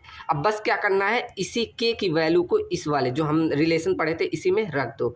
रखोगे तो Q= हमें क्या मिल जाएगा, KJ ब्रैकेट में 1 - V × VF × V। अब इस V को जब इसमें मल्टीप्लाई करोगे तो ये भी हमारा स्क्वायर के फंक्शन में आ जाएगा। जब स्क्वायर आ गया तो हमारा कैसा, पैराबोलिक बन जाता है। तो ये कुछ ऐसे बनता है ग्राफ इसका। ठीक। तो यहाँ पर देखो जब V = VF/2, मतलब जब V = 0 है तब आपका फ्लो 0 है, जब V = VF है तब भी आपका फ्लो 0 है। लेकिन अगर आप VF/2 यूज़ करें तब वहाँ पर कितना, Qmax आ जा रहा है। ठीक। तो ये रिलेशन दिया किन्होंने, ग्रीनफील्ड मॉडल ने। ठीक। आप एक बार खुद से ऐसे पढ़िएगा, और इसमें थ्योरी भी आती है कि ये इन्होंने यही रिलेशन दिया कि कब आपका ट्रैफिक जैम डेंसिटी आएगा, कब, आप पढ़ लीजिएगा, 2 लाइन का थ्योरी है। ठीक। चलो, सबको समझ में आया ना ग्रीनफील्ड मॉडल। इनके देखो ऐसे न्यूमेरिकल भी दिया गया है, इन्हीं का ऐसे फॉर्मूला, जैसे ऐसे इक्वेशन दे देता है उसके बाद इसी में कन्वर्ट करना पड़ता है आपको इन्हीं के इक्वेशन के अकॉर्डिंग, फिर आप सब चीज़ें Qmax निकाल लेंगे। ठीक, एक बार देख लेना ये क्वेश्चन। अब अगला टर्म देखते हैं ओरिजिन एंड डेस्टिनेशन स्टडीज़। अब ये क्या होता है, इसमें हम मतलब किसी रोड पे या किसी एरिया पे स्टडी करते हैं और वहाँ पर देखते हैं कि कहाँ पर क्या दिक्कत आ रही है, वो सब हम ये स्टडी में देखते हैं। देखो क्या लिखा है, origin and destination study is mainly carried out to plan the road network. हमें अगर किसी मतलब रोड नेटवर्क का प्लान बनाना है तब हम करते हैं। And other facility for vehicle traffic, plan the schedule and different mode of transportation to locate new bridges as per traffic demand. ठीक, तो क्या क्या हम इसको क्यों कर रहे हैं, अगर मुझे क्या करना है, रोड नेटवर्क बनाना है या मुझे कुछ इम्प्रूवमेंट करनी है, न्यू ब्रिज बनानी है, ट्रैफिक डिमांड को और मतलब अगर वहाँ ट्रैफिक डिमांड ज़्यादा है तो हम वहाँ और रोड का लेंथ बढ़ा देंगे। To locate intermediate stop of public transportation, और मतलब पब्लिक ट्रांसपोर्टेशन को इम्प्रूव करना है। तो इन ऐसे आप खुद भी लिख सकते हैं बहुत सारे पॉइंट। इसलिए हम क्या करते हैं, ओरिजिन एंड डेस्टिनेशन स्टडीज़ करते हैं। ठीक, चलो इसका मेन फंक्शन क्या है, यही हम देखते हैं कि कहाँ पर कितना प्रॉब्लम आ रहा है, क्या सब है, कैसा नेटवर्क है वहाँ का, ये सब हम देखने के लिए ओरिजिन एंड डेस्टिनेशन स्टडी करते हैं। अब इसके बहुत सारे मेथड हैं। देखो जैसे रोड साइड इंटरव्यू मेथड, आप किसी रोड पे रुक के वहाँ पर साइड पे गए और किसी पर्सन से पूछने लगे कि भाई कहाँ पर किस रोड पे कैसे दिक्कत होती है, ये सारी चीज़ें। ऐसे लाइसेंस प्लेट मेथड, आप किसी गाड़ी को ट्रैक कर लें उसके मतलब लाइसेंस प्लेट मेथड द्वारा, लाइसेंस प्लेट के द्वारा, जैसे प्लेट नंबर होता है ना, उसको देख के आप एक सेक्शन तक देख रहे हैं, ऐसे दूसरे किसी एरिया में देखें कि हाँ यहाँ पहुँची, कितने टाइम में पहुँची, क्या क्या प्रॉब्लम आई, ये सब नोटिस कर लेंगे। ठीक, ऐसे return post card method, tag card method, home interview method, आप किसी के घर जाकर होम इंटरव्यू द्वारा पूछ सकते हैं।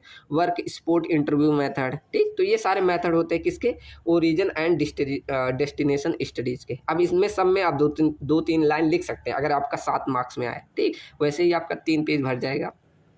इसका रिप्रेजेंटेशन आप O&D टेबल्स में से ऐसे टेबल बना के कर सकते हैं, जैसे ओरिजिन कहाँ से हुआ, डेस्टिनेशन क्या हुआ, क्या क्या मतलब कितनी ट्रैफिक यहाँ थी, कितनी क्या थी, ऐसे आप टेबल्स द्वारा भी दिखा सकते हैं। या आप डिजाइन लाइन द्वारा, जैसे विड्थ ऐसे लाइन मोटी मतलब आपने दिखाया था ना, ऐसे लाइन को ठीक करके यहाँ जैसे कम है, ऐसे आप और पतली करके बता सकते हैं यहाँ इतनी ट्रैफिक है, ऐसे डिजाइन लाइन द्वारा भी दिखा सकते हैं।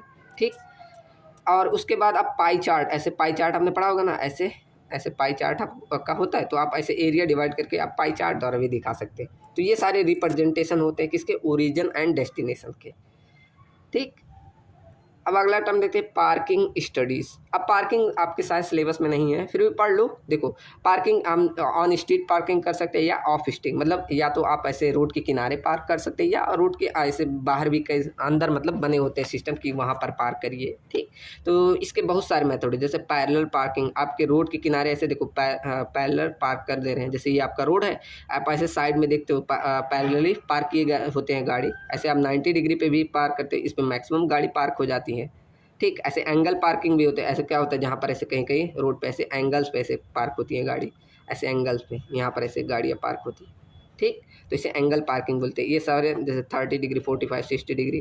ठीक, इसमें देखो ये नोट पॉइंट है कि मैक्सिमम नंबर ऑफ व्हीकल किस में, 90 डिग्री। इसमें देखो ऐसे काफ़ी क्लोज पार्क में, तो मैक्सिमम नंबर आप किस में, 90 डिग्री में ही पार्क होंगे। ठीक, और लीस्ट नंबर ऑफ व्हीकल किस में, पैरेलल, आपके ऐसे देखो पैरेलली जब पार्क होंगी तो कम से बहुत कम पार्क होती हैं। ठीक, बेस्ट आपका जो पार्किंग सिस्टम होता है वो 45 डिग्री पे होता है। अगर आपको नंबर ऑफ व्हीकल निकालना है तो सबके लिए देखो जितना एंगल, जैसे 30 डिग्री है तो उसके लिए ये फॉर्मूला है, ये आपके सिलेबस में शायद नहीं है। ठीक, तो ये मत पढ़िएगा। चलो अब देखते हैं इंटरसेक्शन। अब ये क्या होता है, जैसे आपका रोड है वो इंटरसेक्ट कर रहा है, ऐसे इंटरसेक्ट है, उससे हम पढ़ेंगे। अब इसमें 2 टर्म होते हैं, एक एट ग्रेड इंटरसेक्शन, एक होता है ग्रेड सेपरेटेड इंटरसेक्शन। अब एट ग्रेड मतलब road meet at same level, मतलब एक ही लेवल पे। आपने ऐसे बोला होगा ना, जिसे चौराहा बोलते हो, तो वो आपका कहलाता है road at meet same level पे, जिसे ग्रेड इंटरसेक्शन बोले जाता है। लेकिन अगर वही आप फ्लाईओवर देखते हो, ऐसे फ्लाईओवर जाते हुए देखा है ना, तो ये आपका अलग अलग लेवल पे मिलती है, road at meet different level. Example में देखो फ्लाईओवर लिखा है, तो वो आपका क्या होता है, ग्रेड सेपरेटेड इंटरसेप्शन। अब ये एट ग्रेड पे हम अनचैनलाइज, चैनलाइज एंड सिग्नलाइज इन सभी द्वारा ट्रैफिक को कंट्रोल कर सकते हैं। ठीक, चलो अब एक एक चीज़ देखते हैं इसमें, ट्रैफिक रेगुलेशन इंटरसेक्शन। अब ये क्या होता है, an intersection is where two or more road join या क्रॉस, वो हमारा क्या कहलाता है, इंटरसेक्शन। एक ही मतलब दो या दो से अधिक आपकी रोड ज्वाइन करे या मीट करे तो वो आपका इंटरसेक्शन कहलाता है। This movement of traffic can be handle depending on the type of intersection. इसको हम ऐसे मूवमेंट पे, यहाँ पर ट्रैफिक देखो यहाँ पर काफ़ी ज़्यादा हो सकता है ना, काफ़ी कॉन्फ्लिक्ट्स हो सकते हैं, तो इसको कैसे हैंडल कर सकते हैं कि आपका टाइप ऑफ इंटरसेक्शन कैसा है, अनचैनलाइज है या चैनलाइज है या सिग्नलाइज है, आप कैसा है उसी हिसाब से हम इसे कंट्रोल कर सकते हैं। ठीक, चलो तो पहला पढ़ते हैं इंटरसेक्शन एट ग्रेड।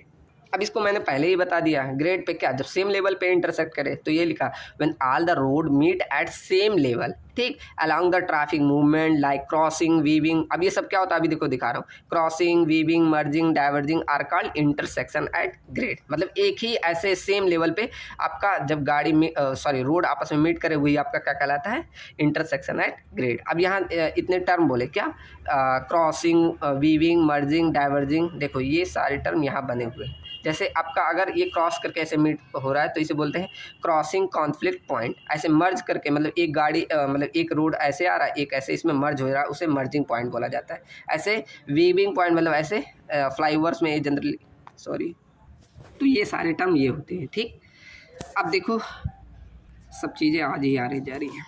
पहले इसको हमने देखो तीन पार्ट में बांटा था, अनचैनलाइज, चैनलाइज और एक बोला था थर्ड क्या बोला था, सिग्नलाइज। ठीक, तो तीनों पढ़ते हैं। पहले अनचैनलाइज इंटरसेक्शन, मतलब इसमें कोई ट्रैफिक कंट्रोल, कोई रेगुलेशन कुछ नहीं है, आप ऐसे डायरेक्टली जा रहे हैं और उसमें कोई कुछ नहीं है। तो देखो no traffic control, any vehicle can be move any direction, तो उसे अनचैनलाइज इंटरसेक्शन बोलते हैं। ये मेनली आपके और रूरल एरिया में देखे जाएंगे। जैसे गांव में देखते हो कहाँ कोई सिस्टम होता है, आपका चौराहा होता है, ऐसे आप जा सकते हैं कहीं भी। ठीक, तो ये आपका हो गया क्या, unchannelized intersection. In this intersection is pure through the no restriction it vehicle can use part of the intersection area, it is suitable to provide where traffic volume is low. ठीक, ये कहाँ, जहाँ ट्रैफिक वॉल्यूम आपका गाँव में देखते हो जहाँ पर चौराहा होता है, कहाँ पर ज़्यादा ट्रैफिक वॉल्यूम नहीं होता, लेकिन वहाँ पर देखो ऐसे गाड़ियाँ मूव कर सकती हैं। ठीक, तो ये आपका दिखाता है मेजर कॉन्फ्लिक्ट पॉइंट, माइनर, मतलब ऐसे देखो ये आपका चौराहा है ना, तो ये आपका कितना में ऐसे कॉन्फ्लिक्ट कर रहा है, मर्जिंग कर रहा है, ये आपके सिलेबस का पार्ट नहीं है, फिर भी देख लो। चलो ये अभी बताऊंगा ना तो बहुत ज़्यादा हो जाएगा। देखो आपका ऐसे बस अगर फिगर बनाना होगा तो यही फिगर बना देना, और ऐसे लिखा 4 क्रॉसिंग, मतलब कितना क्रॉस कर रहा है, मर्ज कितना है, यहाँ सब लिखा हूँ, क्रॉसिंग क्या है, मर्जिंग क्या है। तो 4 ये क्रॉसिंग पॉइंट कितना है, ऐसे एक दूसरे से जो गाड़ी आएगी ये क्रॉस कितना, 4 पॉइंट होते हैं। ठीक, देखो ऐसे कलर से दिखाया हूँ, ऐसे यहाँ से क्रॉस कर रहा है, एक ये हो गया, एक ये हो गया। ठीक, तो ये समझना चाहेंगे आप खुद से भी समझ सकें, अभी बताऊँगा बहुत लॉन्ग हो जाएगा।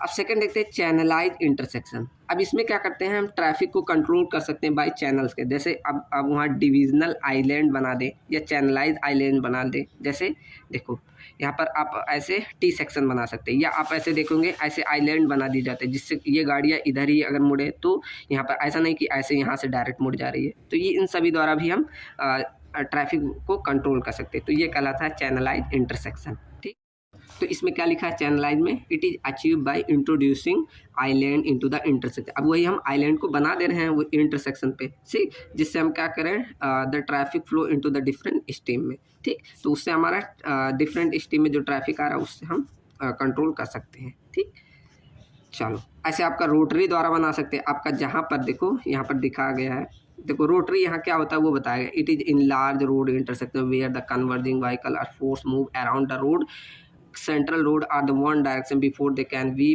ठीक, तो मेनली वही लिखा है कि अगर आपका ट्रैफिक इन लार्ज है तो आपका क्या करती है गाड़ियाँ, देखो यहाँ पर बना हुआ है ना, ये वीविंग मतलब जो हमने टर्म यूज किया, ऐसे आपका यहाँ से आ रही है तो अगर इधर जाना है तो ऐसे वीव करके जाएंगे, ऐसा नहीं ऐसे डायरेक्ट मूव करेगी। अब सीधा होता तो कितना दिक्कत होता। ठीक, तो यहाँ ऐसे सर्कुलर रोटरी सिस्टम बना दिया जाता है तो ट्रैफिक वॉल्यूम काफ़ी कंट्रोल हो जाता है। अब ये कहाँ बनाया जाता है, देखो सब लिखा हुआ है कि आ ट्रैफिक वॉल्यूम वेयर जहाँ 3000 vehicle per hour can be consider as upper limit या 500 व्हीकल एज लोअर लिमिट, तो वहाँ पर हम रोटरी इंट्रोड्यूस करते हैं। ठीक, फॉर ट्रैफिक रोटरी के लिए।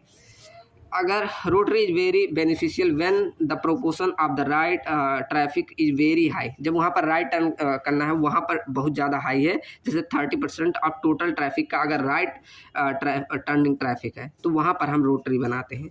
Many conflict point are eliminated. अगर आप रोटरी बना रहे हैं तो उसमें कॉन्फ्लिक्ट पॉइंट जो बन रहे हैं वो एलिमिनेट हो जाते हैं, ठीक, इसमें ईजी हो जाता है।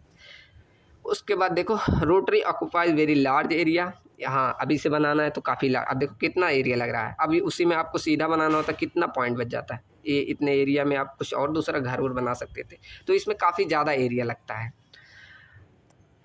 उसके बाद क्या लिखा है, large area vehicle do not stop so pedestrian move is difficult. यहाँ पर देखो पेडेस्ट्रियन ऐसे बीच में यहाँ नहीं मूव कर सकते, तो ये बोल रहा है सो पेडेस्ट्रियन मूवमेंट इज़ डिफ़िकल्ट। यहाँ पर पेडेस्ट्रियन के लिए मूवमेंट के लिए काफ़ी डिफ़िकल्ट हो, उनको ऐसे या तो किनारे बना दिया जाता है। अब यहाँ देखो ये चीज़ समझ लो, ये आपका वीविंग सेक्शन होता है जिसे वीविंग लेंथ भी बोलते हैं। अब ये फॉर्मूले में यूज होगा, देखो यहाँ दिखाया हूँ, ये वीविंग लेंथ कहलाता है, यहाँ से ऐसे दिखाया जाता है, ठीक। अभी देखो ये वीविंग लेंथ टर्म यूज होगा आगे कहाँ, जब आप डिजाइनिंग करेंगे। डिजाइनिंग पैरामीटर, बस पैरामीटर ध्यान रखिए, यहाँ पूरा डिजाइनिंग नहीं करना। डिजाइनिंग पैरामीटर फॉर रोटरी, पहला डिजाइन स्पीड कितना लेंगे। अगर रूरल एरिया है तो वहाँ 40 किलोमीटर पर हावर लेना है। अगर अर्बन एरिया है तो इतना 30 किलोमीटर पर हावर स्पीड, इतना आप रोटरी पे स्पीड लेके चलेंगे, ठीक। ऐसा नहीं एकदम भयानक एक्सप्रेस वे की तरह उसमें रोटरी पे चलाएंगे, ठीक। और रेडियस कितना लेके चलना है, तो ये सेम आपने जियोमेट्रिक डिजाइन में फॉर्मूला पढ़ा था ना, E+F=V²/127R। तो इसी के आधार पे आप रेडियस निकाल लेंगे, ठीक। चलो, तो रेडियस कितना होना चाहिए ये भी दिखाया गया। अगर रूरल एरिया है तो स्पीड तो इतना, रेडियस इंट्री रेडियस और एग्जिट रेडियस भी होता है, तो इंट्री रेडियस आपका 20 से 25 किससे टर्म में, मीटर में ना, हाँ इतना मीटर होना चाहिए, ठीक। ऐसे अर्बन एरिया है तो 30 किलोमीटर पर आवर स्पीड होना चाहिए, लेकिन आपका इंट्री रेडियस कितना 15 से 25 मीटर होना चाहिए, ठीक।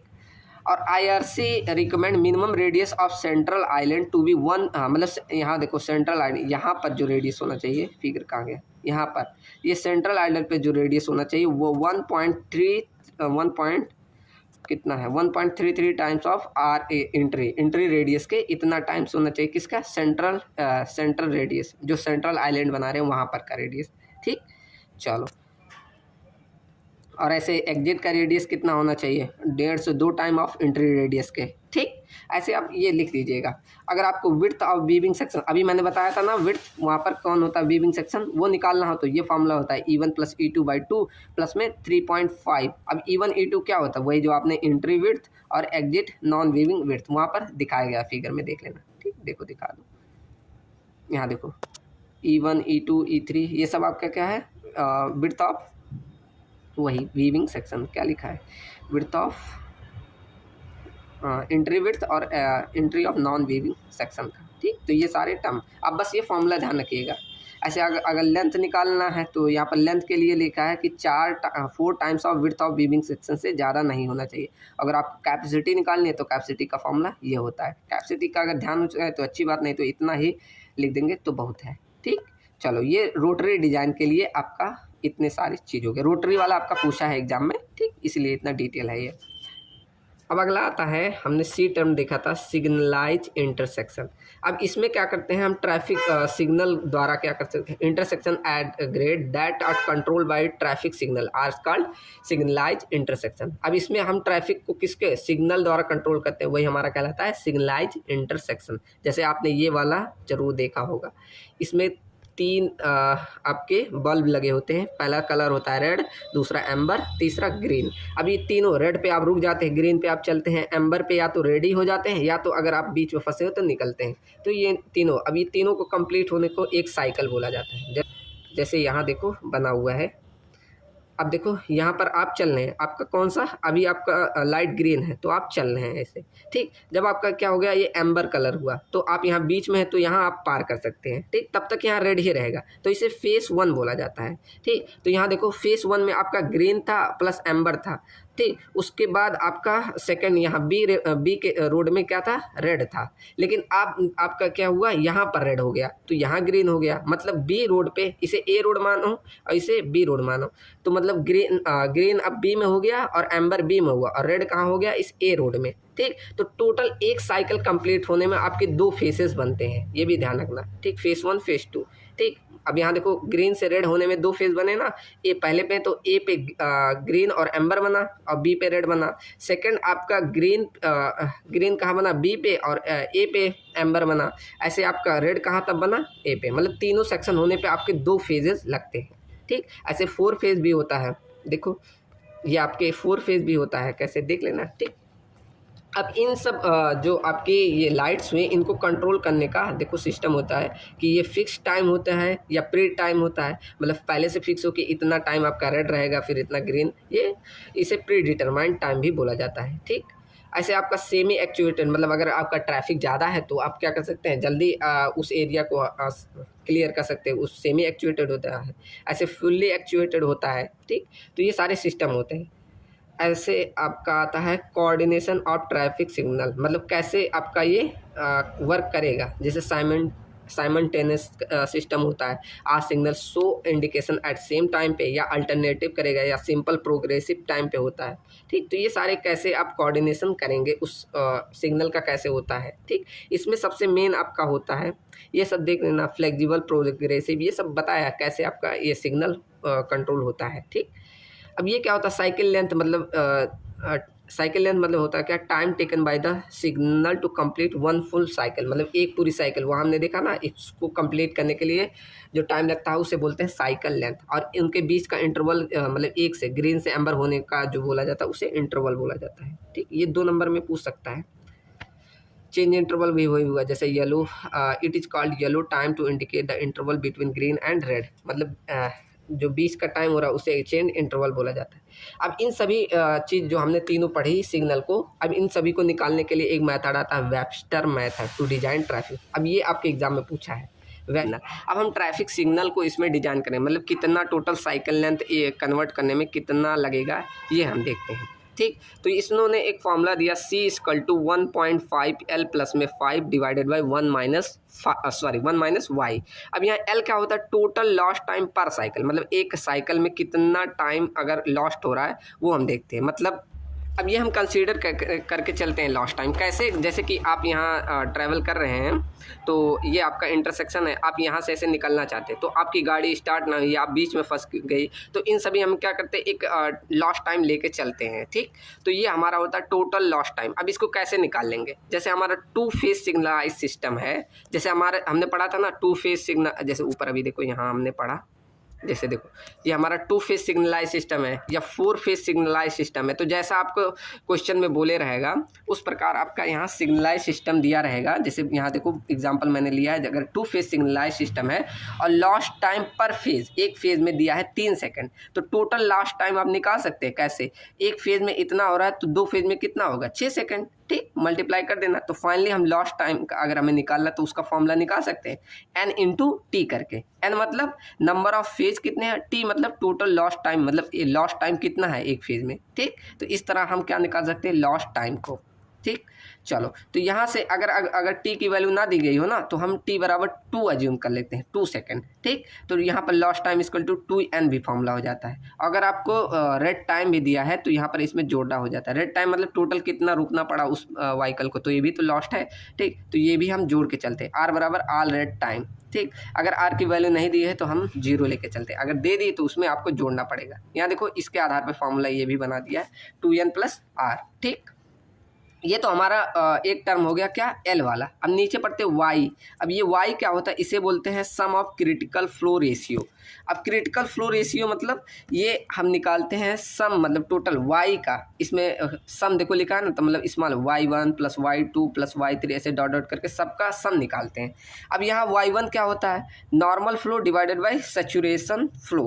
अब ये क्या होता है, नॉर्मली आपकी गाड़ी, जैसे यहाँ देखो लिखा है नॉर्मली आपकी गाड़ी कितना फ्लो करे, जैसे इतने स्पीड से इतने, और सैचुरेशन मतलब एक स्पीड पे आपने यहाँ निकाला ना सैचुरेशन फ्लो, Q = यहाँ 3600/80 से, इससे निकाल सकते हैं Q, ठीक। तो यहाँ पर इसी का रेशियो होता है y बराबर normal flow to the saturation flow, ये आपका y का फॉर्मूला हो जाता है, ठीक। तो यहाँ इन दोनों को दोनों के रेशियो के आधार पे आप क्या निकाल लेंगे, y की वैल्यू, और इसी y1 y2 ऐसे करके नंबर ऑफ व्हीकल जाएंगे, तो इन सभी का सम कर देंगे तो ये आपका मिल जाएगा कैपिटल Y, ठीक। तो यही आपके क्वेश्चन में दिया है ना।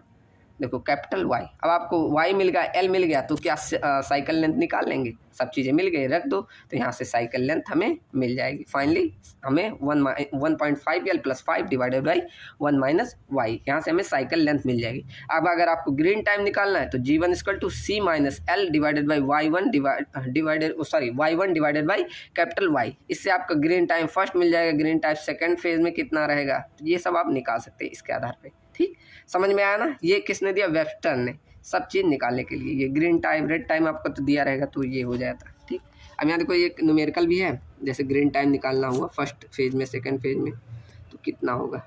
ठीक, चलो आशा करता हूँ वेबस्टर मेथड समझ में आया होगा। इससे को एक बार फॉर्मूला खुद लिखिएगा, खुद समझिएगा एक बार, तो और अच्छे से आएगा। ठीक, चलो ऐसे आपका सिंपल ट्रायल साइकिल मेथड भी होता है, अप्रॉक्सीमेट मेथड होता है, IRC मेथड होता है, ये सब क्या साइकिल लेंथ कैलकुलेट करने। ठीक, तो ये पढ़ लीजिएगा, थ्योरी है।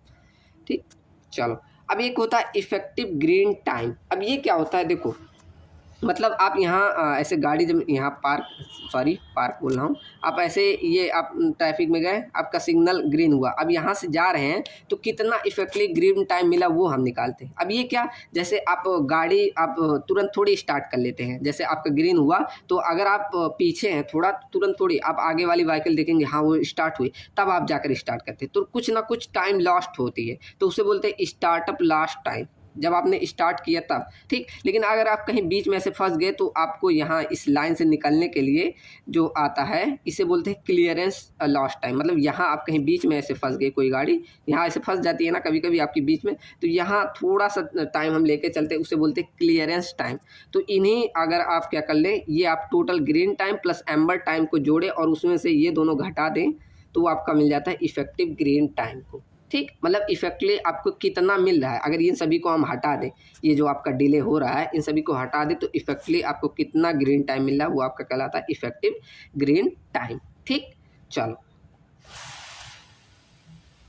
अभी आपका आता है स्पेशल ट्रैफिक सिग्नल्स। ये क्या होता है, ऐसे आपने रोड पे देखे होंगे बीकॉन, ऐसे आपका ऐसे कलर ऐसे लगा होता है, इसमें कुछ ऐसे कलर्स रेड या एम्बर कलर होते हैं, तो ये डिनोट करता है कि आपकी ट्रैफिक कुछ आगे कोई अगर मतलब हाई ट्रैफिक है या कहीं बच्चे ऐसे क्रॉस कर रहे हैं, तो इसके लिए लगाया जाता है। तो देखो this signal are provided to aware the road use about the condition provide ahead of the road away. ठीक, मतलब आगे की कंडीशन दिखाने के लिए हम कुछ यहाँ बेकॉन्स को दिखा देते हैं। ठीक, यह देखो फ्लैक्सिन बैकॉन्स वार्न करने के लिए।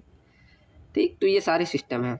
अब देखते हैं सेकंड, हमने अब तक पढ़ा ग्रेड किसको, ग्रेड एट इंटरसेक्शन पे। अब हम देखेंगे ग्रेड सेपरेटेड इंटरसेक्शन। अब मतलब आपका यहाँ ऐसे क्रॉस नहीं करेगा, अब ऐसे एक लेवल पे नहीं रहेगा, तो ये कौन कौन से इसके भी टाइप है, कौन ग्रेड सेपरेटेड विदाउट इंटरचेंज और एक विद इंटरचेंज के आधार पे। अब देखो इसमें फिगर मैंने ऐड किया था, देखो एक तो ऐसे नीचे से अंडरपास के थ्रू चला जाता है, और एक हमारा देखो फ्लाईओवर दे ऐसे, ये सब होते ग्रेड सेपरेटेड एट मतलब लेवल पे नहीं होते ये।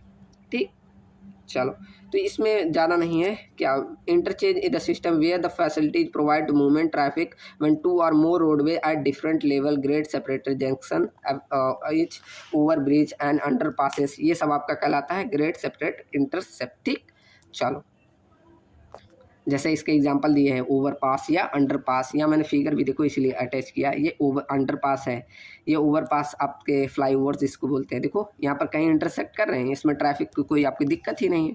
ठीक, अब इसके बहुत सारे देखो एग्जांपल है, जैसे इंटरचेंज रैंप। अब इसमें डायरेक्ट जिसे डाइवर्जिंग और डाइवर्जिंग लेफ्ट मर्जिंग, ऐसे आपके फिगर देखो इसमें नीचे है, देखो ऐसे डाइवर्जिंग लेफ्ट मर्जिंग, ऐसे सारे सिस्टम होते हैं। देखो और फिगर नहीं ऐड किया। ठीक, ये सारे ऐसे सिस्टम होते हैं, कौन सा ट्रैफिक एट इंटरसेक्शन किस पे है, सॉरी ग्रेड सेपरेटेड इंटरसेप्शन पे। ठीक, मतलब एक लेवल पे नहीं हो रहा, तब एक एक करके पढ़ता जाऊँ, मैं जल्दी कर रहा हूँ।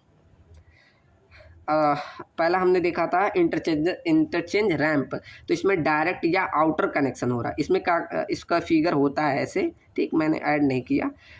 और इनडायरेक्ट रैंप पे इसमें क्या करा, डाइवर्जिंग फ्रॉम लेफ्ट से and merging from left to side में, मतलब ऐसे एक साइड से मुड़ती है और लेफ्ट में जाकर मर्ज कर जा रही है, तो ये सारे सिस्टम होते हैं। ठीक, ऐसे 3 लेग इंटरचेंज होता है, ऐसे डायमंड इंटरचेंज होते हैं। देखो ये आपका डायमंड की तरह लग रहा है कि नहीं, देखो ऐसे डायमंड की तरह, तो इसे डायमंड इंटरचेंज बोल देते हैं। अब इसमें क्या हो रहा है, ऐसे आपकी एक गाड़ी यहाँ से जाएगी, यहाँ नहीं अगर जाना हो तो यहाँ चल जा सकती है, अगर इसको यहाँ जाना है तो यहाँ से ऐसे यहाँ जा सकती है, किसी को यहाँ जाना है तो काफ़ी आसानी होती है। ठीक, तो इसमें कोई दिक्कत नहीं होती, इतना इसमें ट्रैफिक का लगाने की, रूल्स रेगुलेशन लगाने की इसमें उतना दिक्कत नहीं होता। ठीक, ऐसे पार्शियल क्लोवर लीफ सिस्टम होता है, क्लोवर लीफ इंटरचेंज होता है, बस नाम ध्यान रखना है इस सब का, इतना आप ध्यान नहीं रख पाओगे।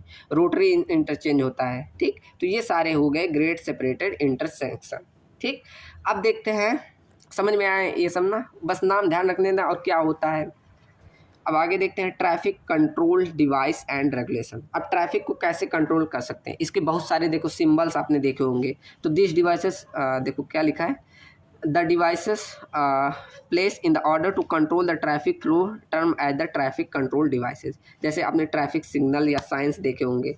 अब ये कई प्रकार के होते हैं, जैसे रेगुलेटर या mandatory sign, warning sign, informatory sign, आपने देखे होंगे। ऐसे मैंडेटरी साइन होते हैं, फिर वार्निंग साइन कि यहाँ स्टॉप होना है, फिर आगे आपका वैली है या आगे आपका रोड ख़राब है, ये सब आपके वार्निंग साइन लगे होते हैं। इंफॉर्मेशन साइन जैसे आपके आगे हॉस्पिटल, आगे पेट्रोल, आगे खाने की चीज़ें की दुकान है, ये सब सारी ट्रैफिक साइन में लगी होती है, आप रोड पे नोटिस किए होंगे ज़रूर। ठीक, ये देखो पार्शियल लीफ का सिंबल है। ठीक,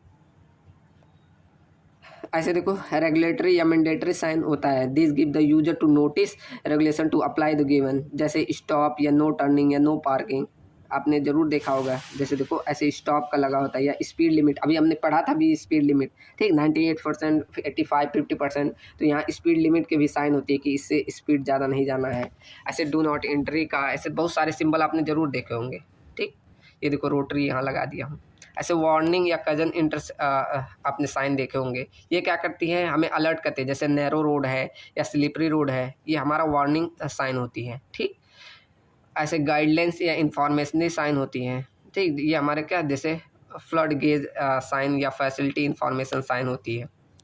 देखो जैसे वार्निंग साइन आपने ये सारे देखे होंगे, जैसे ट्रैफिक लाइट या आपकी स्लिपरी रोड आ रही है, ये ऐसे सारे अब बहुत सारे होते हैं। ठीक, तो ये सारे आपके साइंस होते हैं, वार्निंग साइन। अब 2-4 ऐसे ज़रूर बनाना सीख लीजिएगा, जिससे आप बना के आएंगे। फिगर बनाना समझो मार्क्स गेन करना। ठीक, फिगर ज़रूर बना के आइएगा।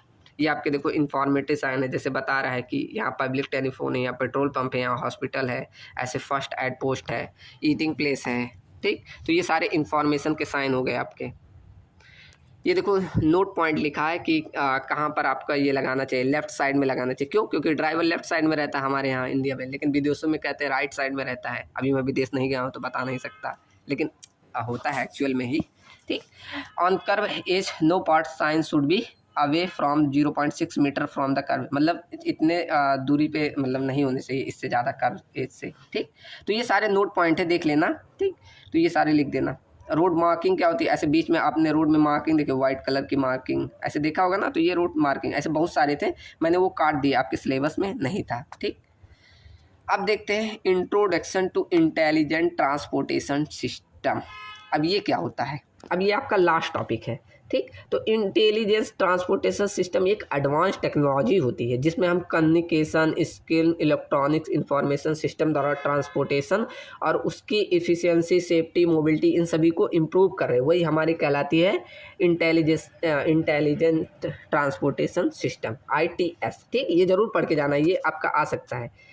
उसके बाद इसके क्या ऑब्जेक्टिव होता है, ये ट्रैफिक के कंजन को मतलब रिड्यूस कर देता है, इम्प्रूव करता है रोड की सेफ्टी को, provide real time traffic information को, इन्हेंस कर देता है ट्रैफिक रिबिलिटी को, रिड्यूस इन्वायरमेंटल पोल्यूशन को ये रिड्यूस करता है। ठीक, उसके बाद इसके कंपोनेंट्स कौन कौन से होते हैं, जैसे सेंसिंग डिवाइस, जैसे कैमराज या लूप डिटेक्टर या GPS द्वारा हम आजकल काफ़ी GPS तो काफ़ी अब यूज होता है। ठीक, ऐसे कम्युनिकेशन सिस्टम जैसे वायरलेस या फाइबर ऑप्टिक्स, इन सभी का यूज करते हैं। और डाटा प्रोसेसिंग के लिए ट्रैफिक मैनेजमेंट सेंटर्स भी बनाए गए। तो ये सारे आपके क्या होता है, इंटेलिजेंट ट्रांसपोर्टेशन सिस्टम। ठीक, ये थ्योरी पूरी है। अब इसका एप्लीकेशन ऑफ ITS कहाँ है, जैसे ट्रैफिक सिग्नल को कंट्रोल करने में, फास्टैग में, रियल ट्रैफिक मॉनिटरिंग में, स्मार्ट पार्किंग में, इमरजेंसी व्हीकल लेन में। ठीक, अब अगला टर्म देखते हैं इंट्रोडक्शन टू ट्रैफिक सिमुलेशन। ये क्या होता है, अब देखो क्या लिखा है इसमें कि traffic simulation is use to computer based models to represent and analyse the behaviour of traffic flow and road. अब इसमें क्या हम कंप्यूटर बेस्ड मॉडल का यूज कर रहे हैं, किसको, ट्रैफिक फ्लो ऑन रोड को दिखाने के लिए, वही हमारा होता है traffic simulation. It help to engineering to study the traffic condition without physical change the road. इसमें हम क्या कर सकते हैं, बिना फिजिकली इन्वॉल्व हुए ही हम ट्रैफिक स्टडी को कर सकते हैं। किस पे, कंप्यूटर पे ही। आजकल तो यही हो रहा है ज़्यादा। ठीक, तो इसके क्या क्या पर्पज़ हैं देखते हैं ट्रैफिक सिमुलेशन के। जैसे आपको ट्रैफिक फ्लो की एनालिसिस करना है, या रोड की डिजाइनिंग करना है, सिग्नल टाइम दिखाना है, या जहाँ पर एक्सीडेंट ज़्यादा होता है ऐसी एरिया की आपको स्टडी करनी है, या आपको टेस्ट न्यू ट्रैफिक पॉलिसी, आप कोई नई ट्रैफिक पॉलिसी बना रहे हैं, तो बिफोर इम्प्लीमेंटेशन मतलब पहले वहाँ एक्चुअल जो रोड पे है वहाँ बिना लगाए उसको अगर आपको टेस्ट करना है तो वहाँ पर आप कंप्यूटर पे डायरेक्टली कर सकते हैं। जैसे आजकल ये सब अगर कोई दवाएं बनती हैं तो ये ऐसा सेम किया जाता है कंप्यूटर के द्वारा। हम क्या कर सकते हैं, पहले काफ़ी जानवरों को मारना पड़ता था, लेकिन अब नहीं भाई, कंप्यूटर सिस्टम द्वारा हम ईजिली कर सकते हैं। एक पे कर लिया तो उसी डाटा के आधार पे हम स्टडी कर लेते हैं, ये आपने सुना होगा। ठीक, अब देखो टाइप ऑफ ट्रैफिक सिमुलेशन कौन कौन से होते हैं। पहला आपका होता है माइक्रोस्कोपिक सिमुलेशन, दूसरा होता है स्टडीज इंडिविजुअल व्हीकल। ठीक, एग्जाम्पल इसका है जैसे ड्राइवर के बिहेवियर, लेन चेंजिंग, इन सभी के लिए। अब माइक्रोस्कोपिक सिमुलेशन क्या होता है, study overall traffic flow. Example जैसे है ट्रैफिक डेंसिटी, स्पीड, अब ये सब पढ़ लेना। ठीक, अब इसके एडवांटेज क्या है, कॉस्ट इफेक्टिव हो जाता है, रिस्क फ्री टेस्टिंग हो जाती है, टाइम को सेव करता है। ठीक, सेम डिफरेंस हो जाता है। अब यहाँ ITS और इसमें डिफरेंस देखो मैंने नहीं लिखा, तो लिख लेना, ये आप जाकर गूगल कर लेना। ठीक, कि क्या डिफरेंस होता है ITS में और ट्रैफिक सिमुलेशन में। तो यहाँ जो लिखा है, देखो क्या लिखा है, एक बार पढ़ दूँ। ITS में क्या होता है, ट्रैफिक सिमुलेशन रियल टाइम। अब देखो ये शायद एक ही में मर्ज हो गया है, इसको हटा देना। ठीक, तो ये रहा पूरा आपका यूनिट नंबर 3। तो अभी ये थोड़ी देर में मैं अपलोड कर दूंगा, और यूनिट 4 भी अभी कुछ देर में आपको मिल जाएगा। ठीक, तो कैसी रही वीडियो ज़रूर बताइएगा। चलिए मिलते हैं नेक्स्ट वीडियो में। Thank you and thanks for watching.